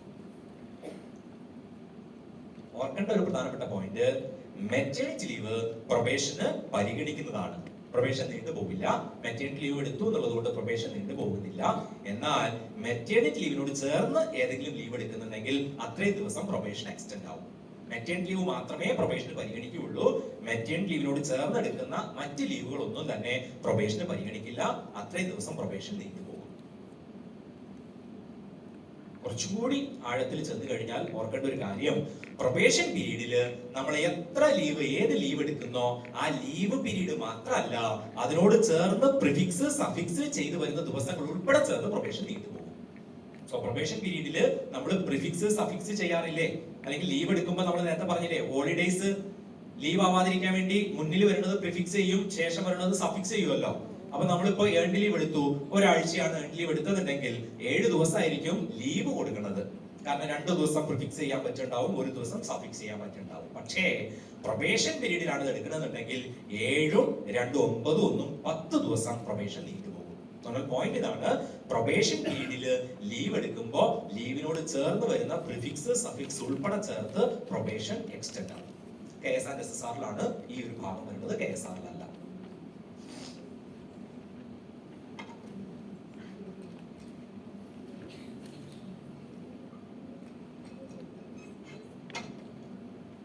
ഓക്കെ. സോ പിന്നെ ഈ ഒരു ഭാഗത്ത് വരുന്നതാണ് മാറ്റേണിറ്റി ലീവിനോട് ചേർന്ന് പറയാവുന്ന മറ്റൊന്ന് രണ്ട് ലീവുകളാണ്.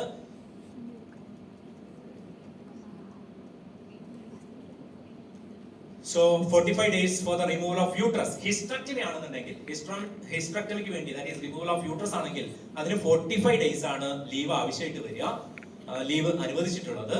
അതേപോലെ തന്നെ റിമൂവൽ ഓഫ് മിസ്കാരേജ് ആണെന്നുണ്ടെങ്കിൽ അതിന് 6 ആഴ്ച സമയമാണ് അനുവദിച്ചിട്ടുള്ളത്. So miscarriage including abortion 6 weeks, hysterectomy ആണെന്നുണ്ടെങ്കിൽ അതിന് 45 days.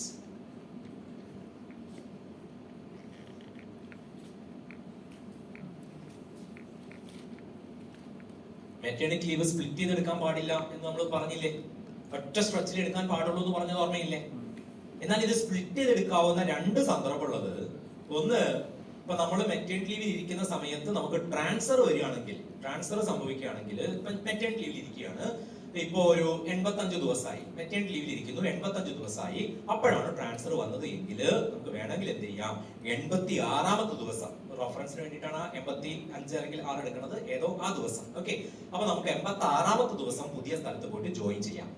87 മുതൽ ബാക്കി 180 വരെയുള്ളത് അവിടെ മെറ്റേണിറ്റി ലീവായിട്ട് അവൈൽ ചെയ്യാം. ഇങ്ങനെ മെറ്റേണിറ്റി ലീവ് എടുക്കുമ്പോ നമ്മൾ ഈ പുതിയ സ്ഥലത്ത് medical certificate stating the exact date of delivery date സൂചിപ്പിക്കുന്ന മെഡിക്കൽ സർട്ടിഫിക്കറ്റ് പ്രൊഡ്യൂസ് ചെയ്യണം എന്നുള്ളതാണ് അവിടുത്തെ കണ്ടീഷൻ. നോർമലി മെഡിക്കൽ സർട്ടിഫിക്കറ്റ് വേണ്ട, എന്നാൽ ഇങ്ങനെ ട്രാൻസ്ഫറിന്റെ ഭാഗമായിട്ട് സ്പ്ലിറ്റ് ചെയ്തിട്ട് എടുക്കുകയാണെന്നുണ്ടെങ്കിൽ ഡേറ്റ് ഓഫ് ഡെലിവറി സൂചിപ്പിക്കുന്ന മെഡിക്കൽ സർട്ടിഫിക്കറ്റ് നമ്മൾ അവിടെ പ്രൊഡ്യൂസ് ചെയ്യണം. ഓക്കെ, കാരണം എന്നാലല്ലേ ബാക്കി എന്നായിരുന്നു ഡെലിവറി നടത്തിയത്, അത് തൊട്ട് ഇതുവരെ എത്ര ദിവസമുണ്ട്, ഇനി എത്ര ബാക്കിയുണ്ട്, ആ ബാക്കി തരാൻ വേണ്ടിയിട്ടാണ് ഈ പറയുന്ന ഡേറ്റ് ഓഫ് ഡെലിവറി സൂചിപ്പിക്കുന്ന സർട്ടിഫിക്കറ്റ് പ്രൊഡ്യൂസ് ചെയ്യണം എന്ന് പറയുന്നത്. ഇനി അതേപോലെ അടുത്തൊരു സന്ദർഭമാണ്, ഡെലിവറി കഴിഞ്ഞിരിക്കുന്ന സമയത്താണ് ഒരാൾക്ക് നിയമനം കിട്ടിയത്. സോ ഡെലിവറി കഴിഞ്ഞ് ഒരു 10-75 ദിവസം ആയപ്പോഴാണ് അപ്പോയിന്റ്മെന്റ് വന്നത് എങ്കിൽ അവർക്ക് എന്ത് ചെയ്യാം, 76ാമത്തെ ദിവസം നെക്സ്റ്റ് ഡേയില് അവർക്ക് ജോയിൻ ചെയ്യാം. 77 മുതൽ ബാക്കി 180 വരെ അവർക്ക് മെറ്റേണിറ്റി ലീവായിട്ട് അവൈൽ ചെയ്യാം. സോ അപ്പൊ അവിടെയും എന്ത് ചെയ്യണം, എക്സാക്ട് ഡേറ്റ് ഓഫ് ഡെലിവറി സൂചിപ്പിക്കുന്ന സർട്ടിഫിക്കറ്റ് പ്രൊഡ്യൂസ് ചെയ്യണം. ഈ രണ്ട് സന്ദർഭങ്ങളിലാണ് മെഡിക്കൽ സർട്ടിഫിക്കറ്റ് പ്രൊഡ്യൂസ് ചെയ്യേണ്ടത്. അല്ലാത്ത കേസുകളിലൊന്നും തന്നെ മെറ്റേണിറ്റി ലീവിന് മെഡിക്കൽ സർട്ടിഫിക്കറ്റ് പ്രൊഡ്യൂസ് ചെയ്യുന്ന കാര്യമില്ല. സോ ഈ കോൺട്രാക്റ്റിലുള്ള ആളുകൾക്ക് മെറ്റേണിറ്റി ലീവ് അനുവദനീയമാണ്. ഈ 180 days തന്നെ അവർക്കും അനുവദനീയമാണ്. 180 days അല്ലെങ്കിൽ കോൺട്രാക്ട് തീരുന്നത് ഏതാണോ ആദ്യം അതുവരെ എന്നുള്ളതാണ് കണ്ടീഷൻ. സോ അതിനെ സംബന്ധിച്ച ഓർഡർ GOP നമ്പർ 2/2021 ആണ്. കോൺട്രാക്ട് ജീവനക്കാരുടെ മെറ്റേണിറ്റി ലീവ് പറയുന്നത് GOP നമ്പർ 2/2021 എന്ന് പറയുന്ന ഈ ഉത്തരവിലാണ്. So next paternity leave. Paternity leave എന്തൊക്കെയായിരുന്നു? there is no restrictions. ഇത്ര തവണ എന്നുള്ളതിനെ സംബന്ധിച്ച് മെറ്റേണിറ്റി ലീവിൽ അങ്ങനെ പ്രത്യേകിച്ച് പറയുന്നില്ല. സർവീസിൽ ഇത്ര തവണയെ എടുക്കാൻ പാടുള്ളൂ എന്നതിനെ സംബന്ധിച്ച് there is no restrictions in the rule. Okay. So next, paternity leave. പറയൂ, paternity എന്തൊക്കെയാ? 10 ദിവസം 2 തവണ സ്പ്ലിറ്റ് ചെയ്തെടുക്കാമോ അതോ ഒറ്റ സ്ട്രെച്ചിൽ എടുക്കണം? ഒറ്റ സ്ട്രെച്ചിൽ എടുക്കണം. 3 മാസത്തിനുള്ളിൽ എടുക്കണം. ഡെലിവറിക്ക് മുൻപ് എടുക്കാമോ? ഡെലിവറിക്ക് മുൻപ് എടുക്കാമോ? കമ്പൈൻ ചെയ്യുന്നല്ലോ, മറ്റേ ഡേറ്റ് പറഞ്ഞ പോലെ ആയിരിക്കും. ഡേറ്റ് ഓഫ് ഡെലിവറിക്ക് മുൻപ് എടുക്കാമോ? പറ്റില്ല. എടുക്കാം. ഓക്കേ, പറ്റും. എടുക്കാൻ തോന്നുന്നു. പിന്നെ ശരി. സോ ഫസ്റ്റ് പോയിന്റ് അതാണ്, 10 ദിവസമാണ് അല്ലേ, 10 days. സോ പെറ്റേണിറ്റി ലീവ് 10 ദിവസത്തേക്കാണ് അനുവദിച്ചിട്ടുള്ളത്. സോ ഇത് ഡെലിവറിക്ക് 10 ദിവസം മുന്നേ തൊട്ടിട്ടോ ഡെലിവറിക്ക് ശേഷമുള്ള 3 മാസത്തിനുള്ളിലോ തുടർച്ചയായ 10 ദിവസമാണ്. Before 10 days or within 3 months. Before 10 days or within 3 months from the date of delivery. So ഡെലിവറിക്ക് 10 ദിവസം മുന്നേ തൊട്ടിട്ടോ ഡെലിവറിക്ക് ശേഷമുള്ള 3 മാസത്തിനുള്ളിലോ തുടർച്ചയായ 10 ദിവസമാണ് പെറ്റേണിറ്റി ലീവ് അനുവദനീയമായിട്ടുള്ളത്. സോ ഡെലിവറിക്ക് മുൻപാണ് എടുക്കണമെന്നുണ്ടെങ്കിൽ ലാസ്റ്റ് സ്റ്റേജ് ആകുമ്പോഴേക്കും ഡോക്ടറെ ഒരു ടെന്റേറ്റീവ് ഡേറ്റ് പറയുമല്ലോ. So expected date of delivery സൂചിപ്പിക്കുന്ന സർട്ടിഫിക്കറ്റ് പ്രൊഡ്യൂസ് ചെയ്യണം. ഡെലിവറിക്ക് ശേഷമാണെങ്കിൽ എക്സാക്ട് ഡേറ്റ് ഓഫ് ഡെലിവറി സൂചിപ്പിക്കുന്ന സർട്ടിഫിക്കറ്റ് പ്രൊഡ്യൂസ് ചെയ്യണം. നമ്മൾ ഈ രണ്ട് കേസിലും എന്ത് വേണം? Medical certificate, date of delivery സൂചിപ്പിക്കുന്ന മെഡിക്കൽ സർട്ടിഫിക്കറ്റ് പ്രൊഡ്യൂസ് ചെയ്യണം. അപ്പോൾ പെറ്റേണിറ്റി ലീവ് എടുക്കണമെന്നുണ്ടെങ്കിൽ മെഡിക്കൽ സർട്ടിഫിക്കറ്റ് നിർബന്ധമായിട്ടും ഉണ്ടായിരിക്കണം. ഓക്കെ, സോ ഇതാണ് നിങ്ങൾ നേരത്തെ പറഞ്ഞ രണ്ട് admissible of 2 children at the time of delivery. രണ്ട് കുട്ടികളുടെ കേസിൽ മാത്രമേ പെറ്റേണിറ്റി ലീവ് അനുവദനീയമായിട്ടുള്ളൂ.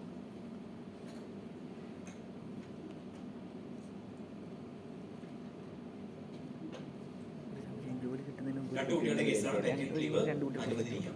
റൂളിന്റെ ഒരു റൂൾ എങ്ങനെയാണ് വരിക എന്നുള്ളതിന്റെ വളരെ പ്രകടമായിട്ടുള്ള ഉദാഹരണമാണ് ഈ ഒരു കേസ്. കാരണം ഒരാൾ സർക്കാരിൽ ഒരു സബ്മിഷൻ കൊടുത്തു, എന്റെ ഭാര്യയുടെ ആദ്യത്തെ പ്രസവത്തിൽ തന്നെ ഇരട്ട കുട്ടികളായി പോയി. റൂളിൽ പറഞ്ഞിട്ടുണ്ട് പെറ്റേണിറ്റി ലീവ് 2 കുട്ടികൾക്ക് മാത്രമേ അനുവദിക്കുകയുള്ളൂ. അതോടുകൂടി അയാളുടെ പെറ്റേണിറ്റി അവിടെ അവസാനിച്ചു. അത് വളരെ സർക്കാർ ചെയ്യുന്നത് ശരിയല്ല എന്നൊക്കെ പറഞ്ഞാൽ കൊടുത്തത്. സോ അയാൾക്ക് ഗവൺമെന്റ് ക്ലാരിഫിക്കേഷൻ കൊടുത്തതാണ് ബ്രാക്കറ്റിൽ കാണിച്ചിരിക്കുന്നത്. 2 കുട്ടികൾ എന്നല്ല ഉദ്ദേശിക്കുന്നത്, സർവീസിൽ 2 തവണ എന്നുള്ള ക്ലാരിഫിക്കേഷൻ കൊടുത്തിട്ടുണ്ടായി. നിങ്ങൾ അറിയും, സർവീസിൽ വരുന്നതിന് മുമ്പ് ഒരു കുഞ്ഞുണ്ടായിട്ടുണ്ടെങ്കിൽ അയാൾക്ക് വീണ്ടും സർവീസിൽ വന്നിട്ട് 2 കുട്ടികൾക്ക് പെറ്റേണിറ്റി ലീവ് എടുക്കുന്നതിന് തടസ്സമൊന്നുമില്ല. അല്ലാതെ അയാൾക്ക് 3ാമത് കുഞ്ഞ് ജനിച്ചു എന്ന് പറഞ്ഞിട്ട് അയാളുടെ പെറ്റേണിറ്റി ലീവ് തടയേണ്ട കാര്യമൊന്നുമില്ല. സോ സർവീസിൽ 2 തവണ എന്നുള്ളത് മാത്രമാണ് അവിടുത്തെ ഒരു കണ്ടീഷൻ. ഓക്കെ, സോ നമ്മൾ special disability leave, hospital leave, maternity leave, paternity leave. Last one is ഇനി പറയാൻ പോകുന്നത് സ്റ്റഡി ലീവ് ആണ്. സ്റ്റഡി ലീവ് എന്ന് പറഞ്ഞാൽ different types of study leave ഉണ്ട്. അതിൽ നമുക്ക് ഏറെ അറിയാവുന്ന ഒരു സ്റ്റഡി ലീവ് അപ്പൻഡിക്സ് 12B പ്രകാരമുള്ള സ്റ്റഡി പർപ്പസിന് പോകുന്ന സ്റ്റഡി ലീവാണ് നമുക്ക് ഏറെ പ്രകടമായിട്ട് അറിയാവുന്നത്. ഈ പറയുന്നത് അതല്ല. ഇവിടെ പറയുന്ന സ്റ്റഡി ലീവ് എന്ന് പറഞ്ഞാൽ റൂൾ 91 പ്രകാരമുള്ള അല്ലെങ്കിൽ റൂൾ 91A പ്രകാരമുള്ള സർക്കാർ സർവീസിലുള്ള ജീവനക്കാരെ ഒരു പ്രത്യേക കോഴ്സിന് പറഞ്ഞയക്കുകയാണെങ്കിൽ അത്തരം സ്റ്റഡി ലീവാണ് ഇവിടെ പറയുന്ന study leave. So rule 91, just rule മാത്രം ഒന്ന് കോട്ട് ചെയ്ത് വെച്ചാൽ മതി. Rule 91, rule 91A. ഒരു റൂൾ 99 ഉണ്ടായിരുന്നു, പക്ഷേ ഡിലീറ്റ് ചെയ്തു. 1997 ഡിലീറ്റ് ചെയ്ത റൂളാണ് റൂൾ 99 പ്രകാരമുള്ള സ്റ്റഡി ലീവ്. റൂൾ 91, 91A ആണ് ഇപ്പോൾ ഉള്ളത്. ഓക്കെ, സോ അത് ഒരു പ്രത്യേക കോഴ്സിലേക്ക് സർക്കാർ തന്നെ നമ്മളെ പറഞ്ഞയക്കുകയാണെങ്കിൽ അതാണ് ഈ പറഞ്ഞിരിക്കുന്ന സ്റ്റഡി ലീവ്. നമുക്ക് പക്ഷേ ഏറ്റവും കൂടുതൽ അറിയേണ്ടത് 12B പ്രകാരമാണ്. അതുകൊണ്ട് നമുക്കത് ഓക്കെ. സോ സ്റ്റഡി ലീവ് എന്നുള്ളത് നമുക്കത് പറയാം. തൽക്കാലം ഇത് ഇവിടെ ഈ റൂള് മാത്രം പറഞ്ഞിട്ട് അവിടെ അവസാനിപ്പിക്കുകയാണ്. So that's all ordinary leaves and special leaves. So എവിടെ തുടങ്ങിയെന്ന് നോക്കുമ്പോൾ നമ്മുടെ ലീവുകൾ ഏതൊക്കെയാണെന്ന് ചോദിച്ചു തുടങ്ങി.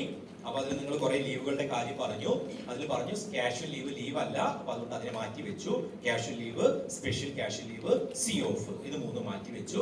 ബാക്കിയുള്ള 10 എണ്ണമായിരുന്നു നമ്മൾ പറഞ്ഞത്. അതിനെ 5 തിരിക്കുകയുണ്ടായി. Ordinary ലീവും special ലീവും. അതിൽ ഓർഡിനറി ലീവിലെ ആദ്യത്തെ ലീവ് എന്ന് പറയുന്നത് ഏൺഡ് ലീവ്, അതിന്റെ പ്രത്യേകതകൾ നമ്മൾ പറഞ്ഞു. രണ്ടാമത്തത് ഹാഫ് പേ ലീവ്, എന്തൊക്കെയാണ് അതിന്റെ ടേംസ് ആൻഡ് കണ്ടീഷൻസ് എന്ന് പറയുണ്ടായി. Then commuted leave, leave not due and leave without allowances. ഈ 5 ലീവാണ് ഓർഡിനറി ലീവ് എന്ന് പറയുന്ന ഗണത്തിൽ ഉണ്ടായിരുന്നത്. അത് കഴിഞ്ഞിട്ട് അടുത്ത ഘട്ടത്തിലേക്ക് കടന്നു. സ്പെഷ്യൽ ലീവാണ്. Special disability leave, hospital leave, maternity leave, paternity leave and study leave. ഇത് ഇത്രയുമാണ് സ്പെഷ്യൽ ലീവിൽ ഉൾപ്പെടുത്തിയിട്ടുണ്ടായിരുന്നത്. ഇനി നമ്മുടെ അടുത്ത ഭാഗം എന്ന് പറയുന്നത് നമ്മൾ മാറ്റിവെച്ച ലീവുകളെ എടുത്തു കൊണ്ടുവരിക എന്നുള്ളതാണ്. So special casual leave, different types of special casual leave ഉണ്ട്. നിലവിൽ സർക്കാരിന്റെ ചട്ടങ്ങൾ പ്രകാരം 49 ഡിഫറെന്റ് ടൈപ്സ് ഉണ്ട്. 50 ഉണ്ടായിരുന്നു, അതിലൊന്ന് വന്നു പോയി. അതാണ് കോവിഡ് സ്പെഷ്യൽ ലീവ്. കോവിഡുമായി ബന്ധപ്പെട്ട സ്പെഷ്യൽ കാഷ്വൽ ലീവ് വന്നു, ഇപ്പൊ അത് ഡിലീറ്റ് ചെയ്തു. അപ്പൊ അതില്ല. അപ്പൊ 49 different types of special casual leave ഉണ്ട്. അതെല്ലാം പറയാൻ നമുക്ക് തൽക്കാലം സമയം ഉണ്ടാവില്ല. അതുകൊണ്ട് അതിലെ ഏറെ പ്രധാനപ്പെട്ട കുറച്ച് ഐറ്റംസ് എന്താണ് അതിന്റെ ടേംസ് ആൻഡ് കണ്ടീഷൻസ് എന്ന് പറയാം. So special casual leave. Okay, so ആദ്യത്തേത് കീമോതെറാപ്പിക്ക് വിധേയരാവുന്ന ജീവനക്കാരുണ്ടെങ്കിൽ, കീമോതെറാപ്പിക്ക് പോകേണ്ടി വരുന്ന സർക്കാർ ജീവനക്കാരുണ്ടെങ്കിൽ അവർക്ക് അനുവദിച്ചിരിക്കുന്ന സ്പെഷ്യൽ കാഷ്വൽ ലീവ് എന്ന് പറയുന്നത് 180 ഡേയ്സ് ആണ്. Chemotherapy 180 days. സോ കീമോതെറാപ്പിക്ക് പോകേണ്ടി വരുന്ന സർക്കാർ ജീവനക്കാർക്ക് 180 ഡേയ്സ് ആണ് അതിന് അനുവദിച്ചിരിക്കുന്ന സ്പെഷ്യൽ കാഷ്വൽ ലീവ്. പിന്നെയോ ഓർഗൻ ട്രാൻസ്പ്ലാന്റേഷൻ, അവയവമാറ്റ ശസ്ത്രക്രിയയ്ക്ക് വിധേയരാവുന്ന ജീവനക്കാരുണ്ടെങ്കിൽ 90 വർക്കിംഗ് ഡേയ്സ് ആണ് അനുവദിച്ചിട്ടുള്ളത്. 90 വർക്കിംഗ് ഡേയ്സ് ഓർഗൻ ട്രാൻസ്പ്ലാന്റേഷൻ 90. ഇനി നമ്മള് ഡൊണേറ്റ് ചെയ്യാണ്, ഓർഗൻ ഡോണർ സൈഡിലാണ് നമ്മൾ എന്നുണ്ടെങ്കിൽ നമുക്ക് 45 ദിവസമാണ് അനുവദിച്ചിട്ടുള്ളത്. 45 working days. Donate organ 45 working days. Block ഉണ്ടായിട്ട് ആൻജിയോപ്ലാസ്റ്റി ചെയ്യേണ്ടി വരികയാണെങ്കിൽ 30 വർക്കിംഗ് ഡേയ്സ് ആണ് അനുവദിച്ചിരിക്കുന്നത്. So angioplasty 30 working days. പ്രത്യേകം നോക്കണം, അത്രയും ഡേയ്സ് അല്ല, അത്രയും വർക്കിംഗ് ഡേയ്സ് ആണ് അതിൽ പറഞ്ഞിട്ടുള്ളത്. 180 working days, 90 working days, 45 working days and 30 working days. Means അതിനിടയിൽ വരുന്ന ഇന്റർവീനിങ് ഹോളിഡേയ്സ് എല്ലാം തട്ടി കിഴിച്ചിട്ട് അത് അത്രയും വർക്കിംഗ് ഡേയ്സ് ആണ് ലീവ് അനുവദിച്ചിട്ടുള്ളത്. സോ നമുക്കത് ഒറ്റ സ്ട്രെച്ച് ആയിട്ട് എടുക്കേണ്ടി വരും. ചിലപ്പോ ചില ആളുകളുടെ ട്രീറ്റ്മെന്റിന്റെ രീതി അനുസരിച്ചിട്ട് അത് ഡിഫറെന്റ് സ്പെല്ലായിട്ട് എടുക്കേണ്ടി വരും. സോ ഒരുമിച്ചോ മുറിച്ചോ എങ്ങനെ വേണമെങ്കിലും എടുക്കാം. ഓൾ ടുഗദർ ഒരു കലണ്ടർ ഇയറിൽ ഇത്രയും ദിവസത്തിൽ കൂടാൻ പാടില്ല എന്നുള്ളത് മാത്രമേ അതിൽ വരുന്നുള്ളൂ. ഞാൻ ആ ഡിസെൻഡിങ് ഓർഡറിലാണ് പറഞ്ഞിരിക്കുന്നത്. 180, 90, 45, 30 എന്ന രീതിയിലാണ് പറഞ്ഞിട്ടുള്ളത്. Okay, so chemotherapy 180, organ transplantation 90, donate organ 45, angioplasty 30. ഇനിയോ ജീവനക്കാരൻ ബ്ലഡ് ഡൊണേറ്റ് ചെയ്യാൻ പോവുകയാണെങ്കിൽ, അല്ലെ, സർക്കാർ സർവീസിൽ ഇരിക്കെ ബ്ലഡ് ഡൊണേറ്റ് ചെയ്യാൻ പോകുകയാണെന്നുണ്ടെങ്കിൽ ആ ഡൊണേറ്റ് ചെയ്യാൻ പോകുന്ന ആ ദിവസം, ബ്ലഡ് ഡൊണേറ്റ് ചെയ്യാൻ പോകുന്ന ദിവസം സ്പെഷ്യൽ ക്യാഷ് ലീവ് അനുവദിക്കും. സോ ഈ സ്പെഷ്യൽ ക്യാഷ് ലീവിന്റെ പ്രത്യേകത നോക്കൂ. Leave allot company with ordinary leave and cash leave. ഈ പറയുന്ന ലീവുകള് നേരത്തെ പറഞ്ഞ EL, HPL പോലെയുള്ള ഓർഡിനറി ലീവ് ആയിട്ട് വേണമെങ്കിലും ക്ലബ് ചെയ്യാം, ക്യാഷ് ലീവ് ആയിട്ട് വേണമെങ്കിലും ക്ലബ് ചെയ്യുന്നതിന് തടസ്സമില്ല. സോ ഈ പറയുന്ന ലീവിന്റെ പ്രത്യേകത ഇത് ക്യാഷ് ലീവ് ആയിട്ടോ നമ്മൾ നേരത്തെ പറഞ്ഞ ഓർഡിനറി ലീവ് ആയിട്ടോ ക്ലബ് ചെയ്യാം എന്നുള്ളതാണ് പ്രത്യേകത. ഞാൻ എടുത്തു പറയാൻ കാര്യം എന്ന് വെച്ചാല് ചില ആളുകൾ ചോദിക്കാറുണ്ട്, ഈ സ്പെഷ്യൽ ക്യാഷ് ലീവ് ആയിട്ട് ക്ലബ് ചെയ്യാൻ പറ്റുമെന്ന് ചോദിക്കാറുണ്ട്. അങ്ങനെ പറഞ്ഞു കഴിഞ്ഞാൽ അതിന് ഉത്തരം പറയാൻ പറ്റൂല. കാരണം ഓരോ സ്പെഷ്യൽ ക്യാഷ് ലീവിന്റെയും കോമ്പിനേഷൻ ഓരോ രീതിയിലാണ്. അതുകൊണ്ട് ഏത് സ്പെഷ്യൽ ക്യാഷ് ലീവ് എന്ന് പറഞ്ഞാൽ മാത്രമേ അത് ക്ലബ് ചെയ്യാൻ പറ്റൂ ഇല്ലയോ എന്ന് പറയാൻ പറ്റുള്ളൂ. സോ ഓരോന്നിന്റെയും കോമ്പിനേഷൻ ഓരോ രീതിയിലാണ്. അപ്പൊ ഇതിൽ ഈ പറയുന്ന ലീവ് മറ്റ് ലീവുകളായിട്ടും ക്യാഷ് ലീവായിട്ടും ക്ലബ് ചെയ്യാമെന്നാണ് അവിടുത്തെ കണ്ടീഷൻ. ഓക്കെ, സോ അടുത്തത് ബ്ലഡ് ഡൊണേറ്റ് ചെയ്യാൻ പോകുമ്പോ നമുക്ക് ഈ ഡൊണേറ്റ് ചെയ്യാൻ പോകുന്ന ദിവസത്തിനാണ് എന്ത് നൽകുന്നത്? സ്പെഷ്യൽ ക്യാഷ് ലീവ് അനുവദിക്കുന്നത്. സോ എവിടെയാണോ ബ്ലഡ് ഡൊണേറ്റ് ചെയ്യുന്നത് അവിടുത്തെ മെഡിക്കൽ പ്രാക്ടീഷണറുടെ സർട്ടിഫിക്കറ്റ് പ്രൊഡ്യൂസ് ചെയ്യണം. സോ എവിടെയാണോ ബ്ലഡ് ഡൊണേറ്റ് ചെയ്യുന്നത് അവിടുത്തെ മെഡിക്കൽ പ്രാക്ടീഷണറുടെ സർട്ടിഫിക്കറ്റ് അടിസ്ഥാനത്തിലാണ് സ്പെഷ്യൽ ക്യാഷ് ലീവ് അനുവദിക്കുക. ഓക്കെ, സോ ഒരു ദിവസത്തിന് 1, ഒരു തവണ ഡൊണേറ്റ് ചെയ്യുന്നതിന് 1 എന്നുള്ള രീതിയിലാണ് ലീവ് അനുവദിക്കുന്നത്. സോ ആരോഗ്യമുള്ള ഒരു മനുഷ്യനെ സംബന്ധിച്ചിടത്തോളം ഓരോ 3 മാസം കൂടുമ്പോഴും ബ്ലഡ് ഡൊണേറ്റ് ചെയ്യാം എന്നുള്ളതാണ് വ്യവസ്ഥ. അപ്പൊ അങ്ങനെ ഓരോ 3 മാസം കൂടുമ്പോഴും ഒരാൾക്ക് ബ്ലഡ് ഡൊണേറ്റ് ചെയ്യാൻ പോകണം എന്നുള്ളത് കൊണ്ട് ആ ഓരോ തവണ പോണതിനും ഒരു വർഷത്തിൽ അങ്ങനെ പരമാവധി 4 ദിവസം ലീവ് അനുവദിക്കും. സോ മാക്സിമം 4 ദിവസം ലീവ് അനുവദിക്കും. ഒരു തവണ ഡൊണേറ്റ് ചെയ്യുന്നതിന് 4 ദിവസം അല്ല, ഓരോ തവണയും ഡൊണേറ്റ് ചെയ്യുന്ന ദിവസത്തിന് വേണ്ടിയിട്ടാണ്. അപ്പൊ 4 തവണ ഡൊണേറ്റ് ചെയ്യുകയാണെങ്കിൽ 4 ലീവ് അനുവദിക്കും എന്നുള്ളതാണ്. ഈ ലീവ് കിട്ടിയിട്ടില്ലെങ്കിലും കുഴപ്പമില്ല, ഡൊണേറ്റ് ചെയ്യാന്നുള്ളത് വലിയ കാര്യമാണ്. ഓക്കെ, സോ ബ്ലഡ് ഡൊണേറ്റ് ചെയ്യാൻ പോകുമ്പോൾ നമുക്കതിന് സ്പെഷ്യൽ ക്യാഷ് ലീവ് അനുവദിക്കും. ആന്റി റാബിക് ട്രീറ്റ്മെന്റ് പോകുന്നവർക്ക് റാബീസ് വാക്സിൻ എടുക്കാൻ വേണ്ടി പോകുകയാണെങ്കിൽ പേപ്പട്ടി വിഷബാധയുമായി ബന്ധപ്പെട്ടിട്ട് വാക്സിനേഷന് വേണ്ടി പോകുമ്പോൾ പണ്ടൊക്കെ 14 ദിവസമായിരുന്നു, ഒറ്റ സ്ട്രെച്ചിൽ 14 ദിവസത്തേക്ക് വാക്സിനേഷൻ അല്ലെങ്കിൽ ഇഞ്ചക്ഷൻ എന്നാ പറയുക. ഇപ്പൊ അങ്ങനെയല്ല, ഓരോ കേസിലും ഡോക്ടർ പറയും എത്ര ദിവസമാണ് വാക്സിനേഷൻ വേണ്ടത് എന്ന് പറയും. So actual days of administration of anti rabies vaccine, actual days. So എത്ര ദിവസത്തേക്കാണോ വാക്സിനേഷൻ ഉള്ളത് അത് അത്രയും ദിവസം എന്തായിട്ട് അനുവദിക്കും? സ്പെഷ്യൽ ക്യാഷ് ലീവ് ആയിട്ട് അനുവദിക്കും. Special cash leave. Okay, so അതാണ് അടുത്തത്. So special cash leave blood components donate ചെയ്യാൻ പോകുന്ന ജീവനക്കാർക്ക്, അതേപോലെ തന്നെ വാക്സിനേഷന് വേണ്ടി. ഓക്കെ, ഇനിയോ സർക്കാർ ജീവനക്കാരന്റെ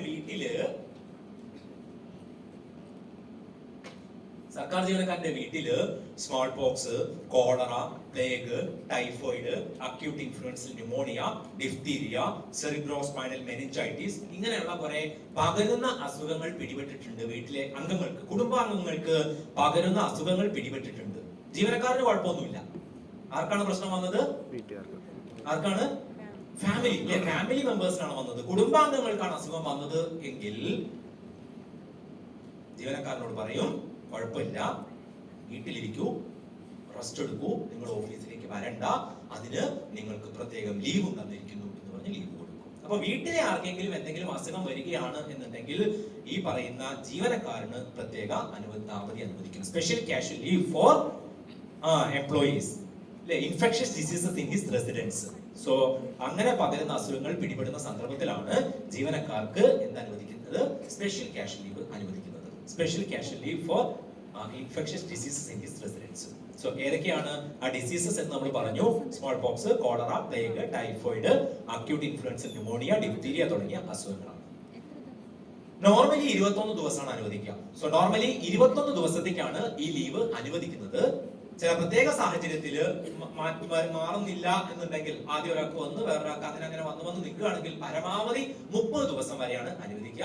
സോ ആദ്യ കാലത്ത് ലിസ്റ്റിൽ ചിക്കൻ ബോക്സ് ഉണ്ടായിരുന്നത് 189/76 എന്ന് പറയുന്ന 1976 ജിയോപി നമ്പർ 189 എന്ന് പറയുന്ന ഉത്തരവ് പ്രകാരം ലിസ്റ്റിൽ നിന്നും ചിക്കൻ ബോക്സിനെ ഡിലീറ്റ് ചെയ്തു എന്നാണ് 1976. അന്ന് ഡിലീറ്റ് ചെയ്ത ചിക്കൻ ബോക്സിനെ ജിയോപി നമ്പർ 10/2024 എന്ന് പറയുന്ന ഉത്തരവിലൂടെ പുനഃസ്ഥാപിക്കുകയുണ്ടായി. അപ്പോ ഇപ്പൊ പുനഃസ്ഥാപിച്ച ഉത്തരവ് ജിയോപി നമ്പർ 10/2024 ആണ്. അത് പ്രകാരം ലിസ്റ്റിൽ ചിക്കൻ ബോക്സും ഇടം നേടിയിട്ടുണ്ട്. സോ ഇപ്പൊ വീട്ടിൽ ആർക്കെങ്കിലും ചിക്കൻ ബോക്സ് വന്നാലും നമുക്ക് എന്ത് ലഭിക്കും? സ്പെഷ്യൽ ക്യാഷ് ലീവ് ലഭിക്കും. So G O P number 10/2024. നേരത്തെ പറഞ്ഞ ബ്ലഡ് ഡൊണേറ്റ് ചെയ്യാൻ പോകുന്ന ലീവ്, ആന്റി റാബിക് ട്രീറ്റ്മെന്റ് പോകുന്ന ലീവ്, അത് മറ്റൊരു ലീവായിട്ട് ക്ലബ് ചെയ്യാൻ പറ്റില്ല. സോ അതൊരു ലീവുമായിട്ട് അതിന് കോമ്പിനേഷൻ ഇല്ല എന്നുള്ളതാണ്. സോ ഈ ലീവ് ആണെങ്കിൽ അത് കമ്പൈൻ ചെയ്യാം. നേരത്തെ പറഞ്ഞ പോലെ തന്നെ ഓർഡിനറി ലീവായിട്ടും ക്യാഷ് ലീവായിട്ടും ക്ലബ് ചെയ്യാം. ഈ പറഞ്ഞ വീട്ടിൽ ആർക്കും പ്രശ്നമില്ല. പ്രശ്നമുള്ളത് ആർക്കാണ്? ജീവനക്കാരനാണ്. വീട്ടിൽ ആർക്കും പകർച്ചവ്യാധി ഒന്നും പിടിപെട്ടിട്ടില്ല. അസുഖം വന്നത് ആർക്കാണ്? ജീവനക്കാരനാണ്. അപ്പൊ എന്ത് ലഭിക്കും? ജോലിക്ക് വരണം. എന്ത് ലഭിക്കും? സ്പെഷ്യൽ ക്യാഷ് ലീവ് ലഭിക്കില്ല. കാരണം അങ്ങനെ അസുഖം വരുമ്പോ എടുക്കാനാണ് എഡ് ലീവ് ഉണ്ട്, ഹാഫ് പേ ലീവ് ഉണ്ട്, കമ്പ്യൂട്ടർ ലീവ് ഉണ്ട്, ഇഷ്ടമുള്ള ലീവ് എടുക്കാം. അതിനല്ലേ ലീവ്. അതിനാണ് സർക്കാർ ആൾറെഡി ലീവ് തന്നിട്ടുള്ളത്. അപ്പൊ അതുകൊണ്ട് അങ്ങനെ വരുമ്പോൾ അയാളുടെ ക്രെഡിറ്റ് ഉള്ള ലീവ് എടുക്കണം. ഇത് പ്രകാരമുള്ള സ്പെഷ്യൽ ക്യാഷ് ലീവ് തരില്ല. ഇത് വീട്ടിലുള്ള ആളുകൾക്ക് വന്നാൽ മാത്രമേ. ഇത് മാത്രമല്ല, വീട്ടിലെ അംഗത്തിനാണ് ഇത് വന്നിട്ടുള്ളത് എന്ന സർട്ടിഫിക്കറ്റ് ഉൾപ്പെടെ കൊടുത്താൽ മാത്രമേ ഈ ലീവ് അനുവദിക്കൂ. അതല്ലാത്ത ചെയ്തായി അല്ലേ? സോ നമുക്ക് വന്നാൽ കിട്ടൂല, വീട്ടിലാർക്കെങ്കിലും വന്നാൽ കിട്ടും. എന്നാൽ അങ്ങനെ ക്രമീകരിച്ചിരിക്കുന്നത് എന്താണെന്നറിയാമോ? വളരെ വളരെ പ്രധാനപ്പെട്ട ഒരു കാര്യമാണ്. കുടുംബാംഗങ്ങൾക്ക് അസുഖം പിടിപെട്ടിട്ടുണ്ട്. പകരുന്ന അസുഖം കുടുംബത്തിലെ ആളുകൾക്ക് വന്നിട്ടുണ്ട്, ജീവനക്കാരന് വന്നിട്ടില്ല. സ്വാഭാവികമായിട്ടും നമ്മളാണെങ്കിൽ എന്ത് കരുതും? എനിക്ക് അസുഖമൊന്നും വന്നിട്ടില്ല, പിന്നെ ഇവർക്ക് അസുഖം വന്നു എന്ന് പറഞ്ഞ് ഞാൻ എന്റെ കയ്യിലെ ലീവും കളഞ്ഞ് വീട്ടിലിരിക്കേണ്ട വല്ല കാര്യമുണ്ടോ? ഒരു കാര്യമില്ല. ഞാൻ ഓഫീസിൽ പോയേക്കാം, കാരണം എനിക്ക് കുഴപ്പമൊന്നുമില്ലല്ലോ. ഓഫീസിലോട്ട് വരും.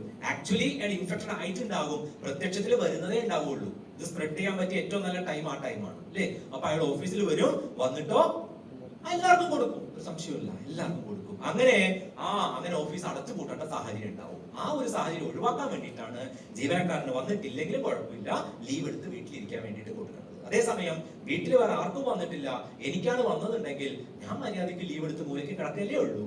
അതുകൊണ്ടാണ് ലീവ് ആ രീതിയിൽ ക്രമീകരിച്ചിട്ടുള്ളത്. ഓക്കെ. പക്ഷെ സംഭവിക്കുക എന്താണെന്നറിയാമോ? വീട്ടിലെ അംഗങ്ങൾക്ക് വരും, ഈ പാവപ്പെട്ടവൻ എവിടെയെങ്കിലും രക്ഷപ്പെടാൻ വേണ്ടി ഇറങ്ങി ഓടുമ്പോൾ പറയും നിങ്ങൾ വീട്ടിലിരിക്കും, സേഫ് ആയിട്ട് ഇരിക്കും പറഞ്ഞിട്ട് അയാളെ വീട്ടിലിരുത്തി ലീവും കൊടുത്തിരുത്തും. പിന്നെ അയാൾക്കും വരും, പറയും അതിന് നിങ്ങൾ ഇഷ്ടമുള്ള ലീവ് എടുത്തു.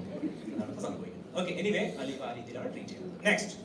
സോ ഫിസിക്കലി ഭിന്നശേഷിക്കാരായ കുട്ടികളുടെ മാതാപിതാക്കൾ, physically or mentally challenged children, അവരുടെ ഭിന്നശേഷിക്കാരായ കുട്ടികളുടെ മാതാപിതാക്കൾ സർക്കാർ സർവീസിൽ ഉണ്ടെങ്കിൽ ഈ അവരുടെ പാരന്റ്സിന് ലീവ് അനുവദിച്ചിട്ടുണ്ട്. 15 ദിവസത്തേക്കാണ് ലീവ് അനുവദിച്ചിട്ടുള്ളത്. 15 days ആണ് ആ ലീവ് അനുവദിച്ചിട്ടുള്ളത്. ഭിന്നശേഷിക്കാരായ കുട്ടികളുടെ മാതാപിതാക്കൾക്ക് 15 days ആണ് ലീവ് അനുവദിച്ചിട്ടുള്ളത്.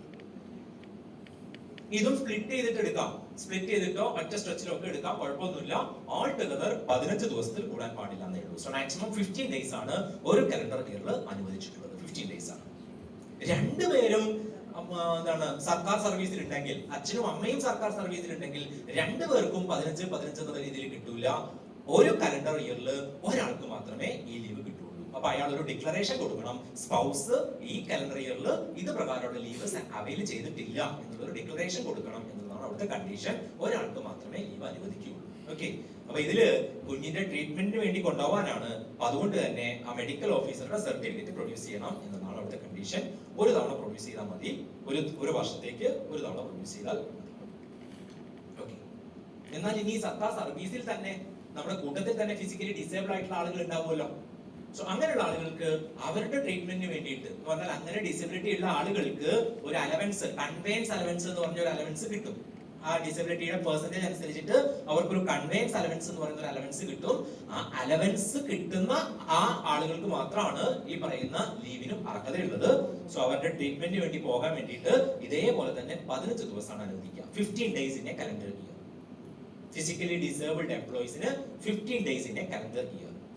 ഇതും ഒരുമിച്ചോ മുറിച്ചോ ഒക്കെ എടുക്കാം.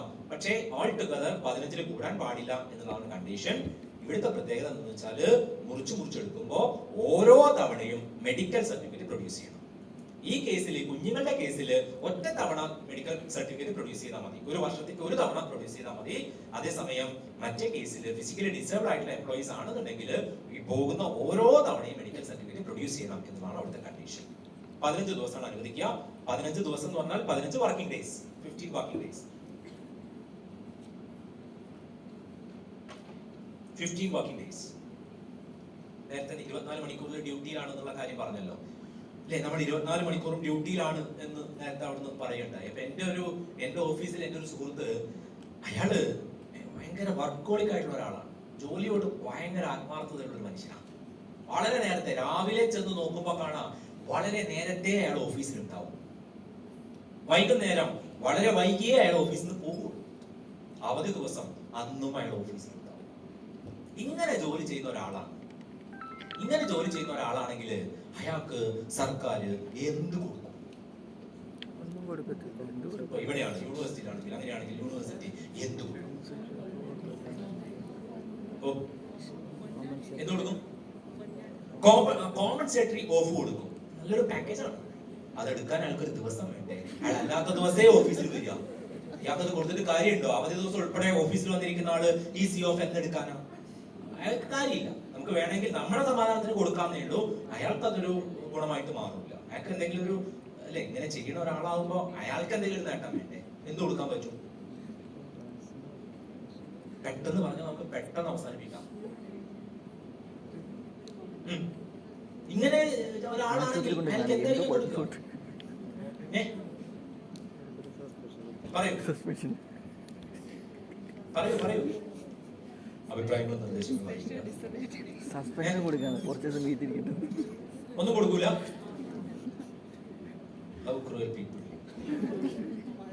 എന്ത് കൊടുക്കും? എന്ത് കൊടുക്കാൻ പറ്റും? പറയൂ. ശമ്പളം കൊടുക്കുന്ന പറഞ്ഞപ്പോ എനിക്ക് കിട്ടുന്നില്ലേ? അങ്ങനെയല്ലല്ലോ. ഇയാൾ ഇത്രയും ജോലി ചെയ്യുന്ന ഒരാളല്ലേ. Honorarium, honorarium. വർക്ക് കൂടുതലുള്ള സീറ്റ് ഓണററി അല്ലെങ്കിൽ ഒരു അഡീഷണൽ ചാർജ് കൊടുക്കാം അല്ലെ? മറ്റേ പഞ്ചാബി ഹൗസിലെ പോലെ നിങ്ങൾ തന്നെ ചെയ്താൽ മതി അല്ലെ? ശരി, അത് കൊടുക്കാം. സ്പെഷ്യൽ പേ കൊടുക്കാം. വേറെ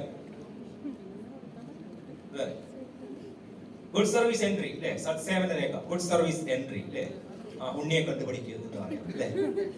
ഇവരെ കണ്ടുപഠിക്കുക എന്ന് പറഞ്ഞിട്ട് പണ്ട് അസംബ്ലിയിൽ നമ്മളെയൊക്കെ ഇങ്ങനെ നിർത്തി വെറുതെ ചുമ്മാ പൊക്കി അടിച്ചതുപോലെ അല്ലേ? പിന്നെ പിറ്റേ ദിവസം തൊട്ടിട്ട് ഇല്ലേ ഇൻസെന്റീവും ക്യാഷ് അവാർഡൊക്കെ ആണെങ്കിൽ പിറ്റേ ദിവസം ആൾക്കാർ പായും തലണയായിട്ട് വരും. അതാണ് അതിന്റെ ഒരു പ്രശ്നം അല്ലേ? ഓക്കെ, മുമ്പ് ഒരു ക്ലാസ്സിൽ പറഞ്ഞത് ഒന്നും കൊടുത്തിട്ടില്ലെങ്കിലും കൗൺസിലിംഗ് കൊടുക്കണം എന്നാണ്. എപ്പോഴും ഇങ്ങനെ ഇറങ്ങി വരും. അങ്ങനെ പല അഭിപ്രായങ്ങൾ ഉണ്ടാവാം. അപ്പോ അങ്ങനെ കൊടുക്കേണ്ട ഒരു സാഹചര്യം ഉണ്ടെങ്കിൽ കൊടുക്കാൻ പറ്റിയ ബെസ്റ്റ് ഐറ്റം എന്ന് പറഞ്ഞാല് ആദ്യം കൊടുക്കാം മെമ്മോ ഓഫ് ചാർജ്. മെമ്മോ ആണ് ആദ്യം കൊടുക്കുക. അതിനൊരു സംശയമില്ല. കാരണം എന്താണ്? അവിടെയാണ് 24 മണിക്കൂറിലെ ഡ്യൂട്ടിയും 24 മണിക്കൂറിലെ സർവീസും തമ്മിലുള്ള ഡിഫറൻസ്. നമ്മള് 24 മണിക്കൂർ ഡ്യൂട്ടി എന്നുള്ളതല്ല, 24 മണിക്കൂർ സർവീസിലാണ് എന്നുള്ളതാണ്. എന്താണ്? അതായത് manual of office procedure, MOP എന്ന് പറയുന്ന സ്ഥാപനം, അല്ലെങ്കിൽ സെക്രട്ടേറിയറ്റ് ഓഫീസ് മാനുവൽ എന്ന് പറയുന്നത്, ഇങ്ങനെ ഓരോ വിഭാഗം ജീവനക്കാരുടെയും ജോലി സമയത്തെ കുറിച്ചും സർക്കാർ ഓഫീസുകളുടെ പ്രവർത്തന സമയത്തെ കുറിച്ചും കൃത്യമായി പ്രതിപാദിക്കുന്ന രേഖയാണ് ഈ പറഞ്ഞിരിക്കുന്ന മാനുവൽ എന്ന് പറയുന്നത്. സോ അതിൽ പറയുന്നുണ്ട് സർക്കാർ ഓഫീസുകളുടെ പ്രവർത്തന സമയം എപ്പോ മുതൽ എപ്പോ വരെയാണെന്ന് കൃത്യം പറയുന്നുണ്ട്. ആ സമയത്തിരുന്ന് ജോലി ചെയ്യുക എന്നുള്ളതാണ് ഏറ്റവും പ്രധാനമായിട്ടുള്ളത്. അല്ലാതെ ആ സമയത്തിരുന്ന് ജോലി ചെയ്യുക എന്നുള്ളതല്ല. മിക്ക ട്രെയിനിങ്ങിലും ഇത് പറഞ്ഞു നിർത്തി കഴിഞ്ഞു കഴിഞ്ഞാല് ആളുകളുടെ മനസ്സിൽ ലഡു പൊട്ടും. കാരണം തിരിച്ച് ഓഫീസിൽ ചെല്ലുമ്പോൾ ഓഫീസർ പറയാണ് ഇതുകൂടി ചെയ്തിട്ട് പോയാൽ മതി എന്ന് പറഞ്ഞാൽ അപ്പൊ നോക്കി അയ്യോ 5 മണി, വെരി സോറി, മെമ്മോ വാങ്ങാൻ താല്പര്യമില്ല എന്ന് പറഞ്ഞാൽ ഇറങ്ങി പോവാം. അങ്ങനെയല്ല. അങ്ങനെ വരുമ്പോഴാണ് KSRന്റെ റൂൾ 14ലെ ഇന്റഗ്രിറ്റിയിലേക്കും കൂടി നമ്മൾ കടന്നു വരിക. എന്ന് പറഞ്ഞാൽ അവിടെ എന്ത് പറയുന്നുണ്ട്, 24 മണിക്കൂറും സർക്കാർ സർവീസിൽ എന്ന് പറഞ്ഞാൽ അതിന്റെ അർത്ഥം എപ്പോ നമ്മുടെ മേലുദ്യോഗസ്ഥൻ ജോലിക്ക് ഹാജരാകാൻ ആവശ്യപ്പെട്ടാലും ഒരു മടിയും കൂടാതെ ജോലിക്ക് ഹാജരായി നമ്മൾ അർപ്പിച്ചിരിക്കുന്ന കർത്തവ്യം അല്ലെങ്കിൽ ഡ്യൂട്ടി വളരെ കൃത്യമായിട്ട് ഭംഗിയായിട്ട് നിർവഹിക്കാൻ ഓരോ ജീവനക്കാരനും കർത്തവ്യ നിരതനാവേണ്ടതാണ് എന്നാണ് റൂൾ 14ൽ വ്യക്തമാക്കിയിട്ടുള്ളത്. അപ്പൊ അവിടെ ഒരു പോയിന്റ് എന്താണെന്ന് അറിയാമോ, എപ്പോ നമ്മുടെ മേലുദ്യോഗസ്ഥൻ ജോലിക്ക് ഹാജരാകാൻ ആവശ്യപ്പെട്ടാലും എന്നുള്ളതാ പോയിന്റ്. പറഞ്ഞാൽ എന്താ അതിന്റെ അർത്ഥം, എപ്പോഴാണോ ജോലിക്ക് ഹാജരാകാൻ ആവശ്യപ്പെടുന്നത് അപ്പോഴാണ് നമ്മൾ ജോലിക്ക് വരേണ്ടത് എന്നുള്ളതാണ് അവിടുത്തെ പോയിന്റ്. ഇപ്പൊ ഞാൻ പറഞ്ഞില്ലേ, ഞാനിപ്പോ ട്രെയിനിങ്ങിന് പോകുന്ന സമയത്ത് തിരിച്ച് ഓഫീസിൽ ചെല്ലുമ്പോ ഒരു AN ആണ് ട്രെയിനിങ് എങ്കിൽ അത് കഴിഞ്ഞിട്ട് ഓഫീസിൽ ചെന്ന് ആ സമയത്തെ ജോലി തീർത്തിട്ടേ വീട്ടിൽ പോവാറുള്ളൂ. അങ്ങനെ പറ്റുള്ളൂ. അങ്ങനെ ഇല്ലെങ്കിൽ നമ്മൾ തന്നെ വന്ന് ചെയ്യേണ്ട അടുത്ത ദിവസവും. അങ്ങനെയല്ലേ? പണ്ട് ആരോ പറഞ്ഞല്ലേ സർക്കാർ ജോലിയിൽ ഒന്നും ഇല്ല എന്ന് പറഞ്ഞിട്ട് തെറ്റിദ്ധരിക്കപ്പെട്ട നമ്മൾ വന്ന് കയറിയതല്ലേ. അപ്പൊ നമ്മൾ ആ ജോലി ചെയ്തേ നമുക്ക് പോകാൻ പറ്റുള്ളൂ, വേറെ ആരും ഇത് ചെയ്യൂലല്ലോ, അല്ലെങ്കിൽ പെൻഡിങ് ആവൂലേ, ഇത് നമ്മൾ തന്നെ ചെയ്യണ്ടേ. അപ്പൊ നമുക്കറിയാം നേരത്തെ വരേണ്ടി വരും, വൈകി പോകേണ്ടി വരും, അവധി ദിവസം വരേണ്ടി വരും, ഇതൊക്കെ ഇതിന്റെ ഭാഗമാണ്. അപ്പൊ ഞാന് ഇത് കഴിഞ്ഞിട്ട് ട്രെയിനിങ് കഴിഞ്ഞിട്ട് തിരിച്ച് സെക്രട്ടേറിയറ്റിൽ ചെന്നിട്ട് അവിടെ ഇത് ജോലിയെല്ലാം ചെയ്തുകൊണ്ടിരിക്കുക എന്ന് വിചാരിക്കുക. അങ്ങനെ ഇരിക്കുന്ന സമയത്ത് സമയം 5:30 കഴിഞ്ഞു, 6:30 കഴിഞ്ഞു, 7:30 കഴിഞ്ഞു, അങ്ങനെ സമയം പോയിക്കൊണ്ടിരിക്കുന്നു. ആളുകളെല്ലാം ഇറങ്ങിപ്പോയിട്ടുണ്ട്. ഞാൻ ആ ജോലി ചെയ്തുകൊണ്ടിരിക്കുകയാണ്. അങ്ങനെ വേറെ ആരും അവിടെ ഇല്ല, ഞാൻ അവിടെ ഇരിക്കുകയാണ്. അങ്ങനെ ജോലി ചെയ്തുകൊണ്ടിരിക്കുമ്പോ പെട്ടെന്ന് ഭയങ്കര ഇടിയും മഴയും കോലാഹലം സംഭവിച്ചിട്ടുണ്ട്. പെട്ടെന്ന് ഒരു ഷോർട്ട് സർക്യൂട്ട് ഉണ്ടായി വിചാരിക്കുക. ആ ഫയൽ കത്തിക്കൊണ്ടിരിക്കുകയാണ്, തീ പിടിച്ചു, ഫയൽ കത്തിക്കൊണ്ടിരിക്കുന്നു. ഞാൻ ഇറങ്ങി ഓടി. ആ കറക്റ്റ് CCTV ഞാൻ ഓടുന്നതാ പിടിക്കുക അല്ലേ. പിറ്റേ ദിവസം എനിക്ക് ഇൻസെന്റീവ് ആണോ ഗുഡ് സർവീസ് എൻട്രി ആണോ എന്താ കിട്ടുക, എന്തിനാണാ ഇരുന്നതെന്നാ ചോദിക്കുക അല്ലേ. അതുവരെ ഇരുന്നു എന്ന് വിചാരിച്ച് കുഴപ്പമുണ്ടോ? ഇരുന്നു എന്ന് വിചാരിച്ച ഒരു കുഴപ്പമില്ല. നമ്മൾ ഇരിക്കുന്ന ആളുകളല്ലേ, ഒരു കുഴപ്പമില്ല. എന്തെങ്കിലും കുഴപ്പം വരുന്നത് വരെ, കുഴപ്പം വന്നാൽ പിന്നെ മൊത്തം കുഴപ്പമായിരിക്കും, അത്രേ ഉള്ളൂ. അപ്പൊ അതുകൊണ്ട് നമ്മൾ ഇങ്ങനെ ഇരിക്കുകയാണെന്നുണ്ടെങ്കിൽ എന്ത് ചെയ്യണം, നമ്മളുടെ കൺട്രോളിംഗ് ഓഫീസർ, നമ്മുടെ ഹയർ ഓഫീസർ ആരാണോ അവരുടെ ഒരു അനുവാദത്തോടു കൂടി ഇരിക്കുക എന്നുള്ളതാണ്. ഞാൻ എന്റെ ഓഫീസറോട് പറഞ്ഞിട്ടാണ് ഇരുന്നതെന്നുണ്ടെങ്കിൽ അറ്റ്ലീസ്റ്റ് എനിക്ക് പറയാലോ ഫയൽ കത്തിക്കാൻ സാറ് കൂടി, ഞാൻ പറഞ്ഞിട്ടാണ് ഇരുന്നതെന്ന് പറയാം അല്ലേ. ഇല്ലെങ്കിൽ പിറ്റേ ദിവസം പത്രത്തിൽ എന്റെ ഫോട്ടോയും വാർത്തയും ഞാൻ ഇങ്ങനെ ചിരിച്ചു നിൽക്കും. ഫയൽ കത്തിച്ചു, സെക്രട്ടറി ചെയ്യാൻ പിടിക്കും. പിന്നെ അടിയിൽ എവിടെയെങ്കിലും ഗുഡ് സർവീസിനെ പറ്റി പറയുന്നുണ്ടോ നിങ്ങൾ പരതേണ്ടി വരും. ഓക്കെ, അപ്പൊ അതാണ് അവിടുത്തെ പോയിന്റ്. നമ്മുടെ കൺട്രോളിംഗ് ഓഫീസറുടെ അനുവാദത്തോട് കൂടി ഇരിക്കുകയാണെങ്കിൽ കുഴപ്പമൊന്നുമില്ല, അനുമതിയോട് കൂടി. അപ്പൊ അതിലാണ് കൃത്യമായ ഒരു ഓഫീസ് ഓർഡറിന്റെ അടിസ്ഥാനത്തിൽ, ലിഖിതമായ ഒരു ഓഫീസ് ഓർഡറിന്റെ അടിസ്ഥാനത്തിൽ ഇത്തരത്തിൽ നമ്മളെ അവധി ദിവസം ജോലിക്ക് നിയോഗിക്കപ്പെടുകയാണ് എന്നുണ്ടെങ്കിലാണ് ആ അവധി ദിവസത്തിന് പകരമായിട്ട് നമുക്കൊരു ദിവസം അല്ലെ, അവധി ദിവസം ജോലി ചെയ്തതിന് പകരമായിട്ട് നമുക്കൊരു സി ഓഫ് അനുവദിക്കുന്നത്. സോ അവധി ദിവസം ജോലി ചെയ്തതിന്റെ ഭാഗമായിട്ടാണ് സി ഓഫ് നമുക്ക് ലഭിക്കുക. സോ എങ്ങനെയാണ് സി ഓഫിനെ സംബന്ധിച്ച പോയിന്റ്, ഒരു അവധി ദിവസത്തിന് ഒരു ദിവസം എന്നുള്ള രീതിയിലാണ്. മാക്സിമം ഒരു വർഷത്തിൽ 15 സി ഓഫിന് മാത്രമേ അനുമതിയുള്ളൂ. ക്രെഡിറ്റിൽ 10 എണ്ണം വരെ സൂക്ഷിച്ചു വെക്കാൻ പറ്റും. എന്ന് ഡ്യൂ ആവുന്നോ അന്ന് തൊട്ട് 3 മാസത്തിനുള്ളിൽ എടുത്തിരിക്കണം എന്നുള്ളതാണ് അടുത്ത കണ്ടീഷൻ. CL ആയിട്ട് ക്ലബ് ചെയ്യുന്നതിന് തടസ്സമില്ല, പബ്ലിക് ഹോളിഡേ ആയിട്ട് ക്ലബ് ചെയ്യുന്നതിന് തടസ്സമില്ല, ടോട്ടൽ ഡ്യൂറേഷൻ 15 കൂടാൻ പാടില്ല എന്നതാണ് condition. So that's all. C off, compensatory off. Head of office, head of the department and other gazetted officers are not eligible for C off. So അവർക്കൊന്നും C ഓഫിന് അർഹതയില്ല എന്നതാണ്. എന്നാൽ പഞ്ചിങ് വരുമ്പോ പഞ്ചിങ്ങിന്റെ ഭാഗമായിട്ട് ഒരു സി ഓഫ് അവിടെ വീണ്ടും വരുന്നുണ്ട്. അത് റൂള് പ്രകാരമുള്ളതല്ല. പഞ്ചിങ് ഏർപ്പെടുത്തിയ സ്ഥാപനങ്ങളിൽ നിങ്ങൾക്ക് ഇവിടെ ബാധകമായിട്ടുണ്ടോ 10 മണിക്കൂർ അല്ലാതെ ഉണ്ടോ വേറെ ടൈപ്പ് ഓഫ് സി ഓഫ് ഉണ്ടെങ്കിൽ അത് ഇതിന്റെ ഭാഗമായിട്ട് വരുന്നതല്ല. ഇത് അവധി ദിവസം ജോലിക്ക് ഒരു കൃത്യമായ ഓഫീസ് ഓർഡറിന്റെ അടിസ്ഥാനത്തിൽ നിയോഗിക്കപ്പെടുന്ന ആളുകൾക്ക് മാത്രമുള്ളതാണ്. Okay, so last one casual leave. അതോടെ പറഞ്ഞാൽ ഇവിടെ തീരുകയാണ്. പറയോ കാഷ്വൽ ലീവ് എന്തൊക്കെയാ പ്രത്യേകത? കാഷ്വൽ ലീവ് 20 എണ്ണം. ഓക്കെ, പിന്നെ ഡ്യൂട്ടിയാണ്. Casual leave is not a leave proper, that is duty for all service benefits. പിന്നെ ഇവിടെ കമ്പൈൻ ചെയ്യാൻ പറ്റില്ല, കമ്പൈൻ ചെയ്തെടുക്കാൻ പറ്റില്ല. മറ്റു ലീവുകളായിട്ട് കമ്പൈൻ ചെയ്യുന്നതിന് തടസ്സമുണ്ട്. ഓക്കെ, പിന്നെ മറ്റേ സ്ട്രെച്ചിൽ 15 ദിവസം അല്ലെ, ടോട്ടൽ ഡ്യൂറേഷൻ 15 കൂടാൻ പാടില്ല എന്ന് പറഞ്ഞാല് കാഷ്വൽ ലീവും പബ്ലിക് ഹോളിഡേ അല്ലെങ്കിൽ സി ഓഫ് എല്ലാം ചേർത്തെടുക്കാം. ടോട്ടൽ ഡ്യൂറേഷൻ 15 കൂടാൻ പാടില്ല. പിന്നെ ജൂണിൽ ജോയിൻ ചെയ്യുന്ന ആൾക്ക് എത്ര CL അർഹതയുണ്ട് ആ വർഷം? eligible for 20 subject to the condition that is the discretion of the sanctioning authority. December 15 join ചെയ്തു, എത്ര CL എടുക്കാൻ പറ്റും? ഡിസംബർ 16 മുതൽ CL എടുക്കുന്നതിന് തടസ്സമൊന്നുമില്ല. subject to the condition that is the discretion of the sanctioning authority. Okay, വേണമെങ്കിൽ sanctioning authority പറയാണ് ഈ വർഷം ഇപ്പൊ വന്നല്ലേ ഉള്ളൂ, അതുകൊണ്ട് 1-2 തരുള്ളൂ എന്ന് പറഞ്ഞാൽ പിന്നെ വേറെ എന്തെങ്കിലും പ്രത്യേകത ഉണ്ടോ? ഹാഫ് നിങ്ങൾക്ക് ഇവിടെ എടുക്കാൻ പറ്റുന്നുണ്ടോ? ഹാഫ് CL എന്നുള്ള രീതിയിൽ ആകെ എടുക്കാൻ പറ്റുന്ന ഐറ്റം. മറ്റെന്തോ നമുക്കൊരു ഫോർനൂണിലേക്ക് ലീവ് ആവശ്യമുണ്ടെങ്കിൽ ഒരു ലീവ് തന്നെ എടുക്കണം. എന്നാൽ ക്യാഷ്വൽ ലീവ് അങ്ങനെ ഒരു ലീവ് എടുക്കണ്ട, അര ലീവ് എന്നുള്ള രീതിയിലും എടുക്കാൻ പറ്റുന്ന ഏക ഐറ്റം എന്ന് പറയുന്നത് ക്യാഷ്വൽ ലീവ് ആണ്. സോ ഹാഫ് എന്നുള്ള രീതിയിൽ എടുക്കാമെന്നാണ് പ്രത്യേകത. വേറെ എന്തെങ്കിലും പ്രത്യേകത ഉണ്ടോ? നമുക്ക് പഞ്ചിങ് ആണോ? ഇവിടെ പഞ്ചിങ് ആണോ? സോ പഞ്ചിങ് ആയതുകൊണ്ട് കുഴപ്പമില്ല. അറ്റൻഡൻസ് ആണെന്നുണ്ടെങ്കിൽ പണ്ടെല്ലാം അറ്റൻഡൻസ് രജിസ്റ്റർ വെക്കുന്ന സാഹചര്യത്തിൽ casual leave is A powerful tool. ജീവനക്കാരന്റെ കൃത്യനിഷ്ഠതയെ ഉറപ്പുവരുത്തുന്ന വളരെ പ്രധാനപ്പെട്ട ഒരു ഉപകരണമായിരുന്നു ക്യാഷ്വൽ ലീവ്. കാരണം എന്താണ്? ഇപ്പൊ 10 മണിക്ക് ആരംഭിക്കുന്ന ഓഫീസ് ആണെങ്കിൽ 10 മണി വരെ അറ്റൻഡൻസ് രജിസ്റ്റർ ഒരു ടേബിളിൽ ഉണ്ടാകും. സോ നമ്മൾ വരുന്നു, അറ്റൻഡൻസ് രജിസ്റ്ററിൽ ഒപ്പുവയ്ക്കുന്നു, നമ്മുടെ സീറ്റിലേക്ക് പോകുന്നു, ജോലി ചെയ്യുന്നു. ഇതാണ് ചെയ്യുന്നത് അല്ലെ. 10 മണിക്ക് തുടങ്ങുന്ന ഓഫീസിലെ ഫ്ലക്സി ടൈം എന്ന് പറയുന്നത് 10:10 വരെയാണ്, 10 മിനിറ്റ് ആണ്. അപ്പോ 10:10 ആയി കഴിഞ്ഞു കഴിഞ്ഞാല് പിന്നെ അവിടെ ഉണ്ടാവാൻ പാടില്ല രജിസ്റ്റർ ഓഫീസറുടെ ടേബിളിലായിരിക്കണം ഉണ്ടാവേണ്ടത്. സോ ഒരു ദിവസം വന്നപ്പോ വൈകി പോയി, 10:10 കഴിഞ്ഞു, ടേബിൾ അറ്റൻഡൻസ് രജിസ്റ്റർ നോക്കിയപ്പോ ഓഫീസറുടെ ടേബിളിലാണുള്ളത്. പിന്നെ ഇനി അവിടെ പോയിട്ട് വേണം സൈൻ ചെയ്യാൻ. അപ്പൊ നമ്മൾ എന്ത് ചെയ്യും? വളരെ വിഷമം അഭിനയിച്ചിട്ട് അവിടെ പോയിട്ട് സൈൻ ചെയ്തിട്ട് നമ്മുടെ സീറ്റിലേക്ക്. ഓഫീസർക്ക് കുഴപ്പമൊന്നുമില്ല, കാരണം ഒരു ദിവസം വൈകി വരിക എന്നുള്ളത് മനുഷ്യ സഹജമായിട്ടുള്ള കാര്യമാണ്. അതുകൊണ്ട് കുഴപ്പമൊന്നുമില്ല. അപ്പോ നമ്മൾ ആ പരിപാടി. പിന്നെ ഒരു ദിവസം, അടുത്ത ദിവസം, തൊട്ടടുത്ത ദിവസം ആണെന്നില്ല, അടുത്തൊരു ദിവസം മാത്രമേ മാറുള്ളൂ. ഞാൻ മാറിയിട്ടില്ല. അപ്പൊ എന്ത് ചെയ്തു? അന്നും വൈകിയാണ് വന്നത്. അറ്റൻഡൻസ് രജിസ്റ്റർ ഓഫീസറുടെ ടേബിളിൽ എത്തിയിട്ടുണ്ട്. അപ്പൊ വീണ്ടും നമ്മൾ ആ പഴയ വിഷമമൊക്കെ അഭിനയിച്ചിട്ടാണ് ചെല്ലുന്നത്. അപ്പോ അവിടെ നോക്കിയപ്പോ കാണുന്ന കാഴ്ച, ആ രജിസ്റ്ററിൽ ഒരു വര വരച്ചിട്ടുണ്ട്. നമ്മൾ ആ വര അഡ്ജസ്റ്റ് ചെയ്തിട്ട് ഒപ്പിടും, കാരണം നമുക്ക് അത് അറിയാം. അതുകൊണ്ട് വര മറച്ചുകൊണ്ട് നമ്മൾ ഒപ്പിട്ടിട്ടായിരുന്നു. ഇല്ലെങ്കിൽ ചിലപ്പോൾ ക്വസ്റ്റ്യൻ മാർക്ക് ഇട്ട് വെച്ചിട്ടുണ്ടാവും, ഇല്ലെങ്കിൽ ഡോട്ട് ഇട്ട് വെച്ചിട്ടുണ്ടാവും. അങ്ങനെയൊക്കെ ഉള്ള ഒരു കാര്യമുണ്ട്. പക്ഷെ റൂളിൽ പറയുന്നത് എന്താന്ന് വെച്ചാല്, ഈ സന്ദർഭത്തിൽ എന്ത് ചെയ്യണം എന്ന് വെച്ചാല്, ആ ഒപ്പിടാൻ ചെല്ലുന്ന നമ്മുടെ നേരെ ദോ ഇങ്ങനെ നോക്കണം. As per KCS and CC rules, Kerala Civil Services Classification Control and Appeal Rules പറയുന്നത് ഏറ്റവും മൈനർ പെനാൽറ്റിയിലേക്ക് കടക്കുകയാണ് എന്ന സൂചന നമുക്ക് തരണം ഓഫീസർ എന്നുള്ളതാണ് ഈ ഘട്ടത്തിൽ ചെയ്യേണ്ടത്. സോ ഓഫീസർ ഇങ്ങനെ നോക്കണം. നമ്മളാണെങ്കിൽ ആ ഭാഗത്തേക്ക് നോക്കുകയില്ല, നമ്മൾ അറ്റൻഡൻസ് രജിസ്റ്ററിൽ ഒപ്പുവെച്ചിട്ട് ഇറങ്ങി പോകും. എന്നാലും നമ്മുടെ മനസ്സിൽ ഒരു സംഭവം കയറിയിട്ടുണ്ട്, അടുത്ത തവണ ഇതുപോലെ വൈകിയാൽ പണി കിട്ടും എന്ന് നമ്മുടെ മനസ്സിൽ ഒരു ബോധം ഉണ്ടാക്കാൻ ഈ ഒരു ആക്ഷനിലൂടെ സാധിക്കുന്നതാണ്. എന്തായാലും വേണ്ടില്ല, ഒപ്പിട്ടു, നമ്മൾ ഇറങ്ങി. സോ നമ്മുടെ മനസ്സിലുണ്ട്, ഈ വൈകിയാൻ പറ്റില്ല. അടുത്ത ദിവസം നമ്മൾ വൈകൂല, വളരെ നേരത്തെ തന്നെ ഓഫീസിൽ വരും, കാരണം അന്ന് നേരത്തെ പോകണം. അപ്പൊ എന്ത് സംഭവിച്ചു? അന്ന് നേരത്തെ പോയപ്പോ ആൾറെഡി 2 ലേറ്റ് എൻട്രി, ഇപ്പൊ ഒരു ഏർലി എക്സിറ്റ്. ഇതെപ്പോ സംഗമിക്കുന്നോ അപ്പോ ഒരു CL കുറവ് ചെയ്യണം എന്നുള്ളതാണ്.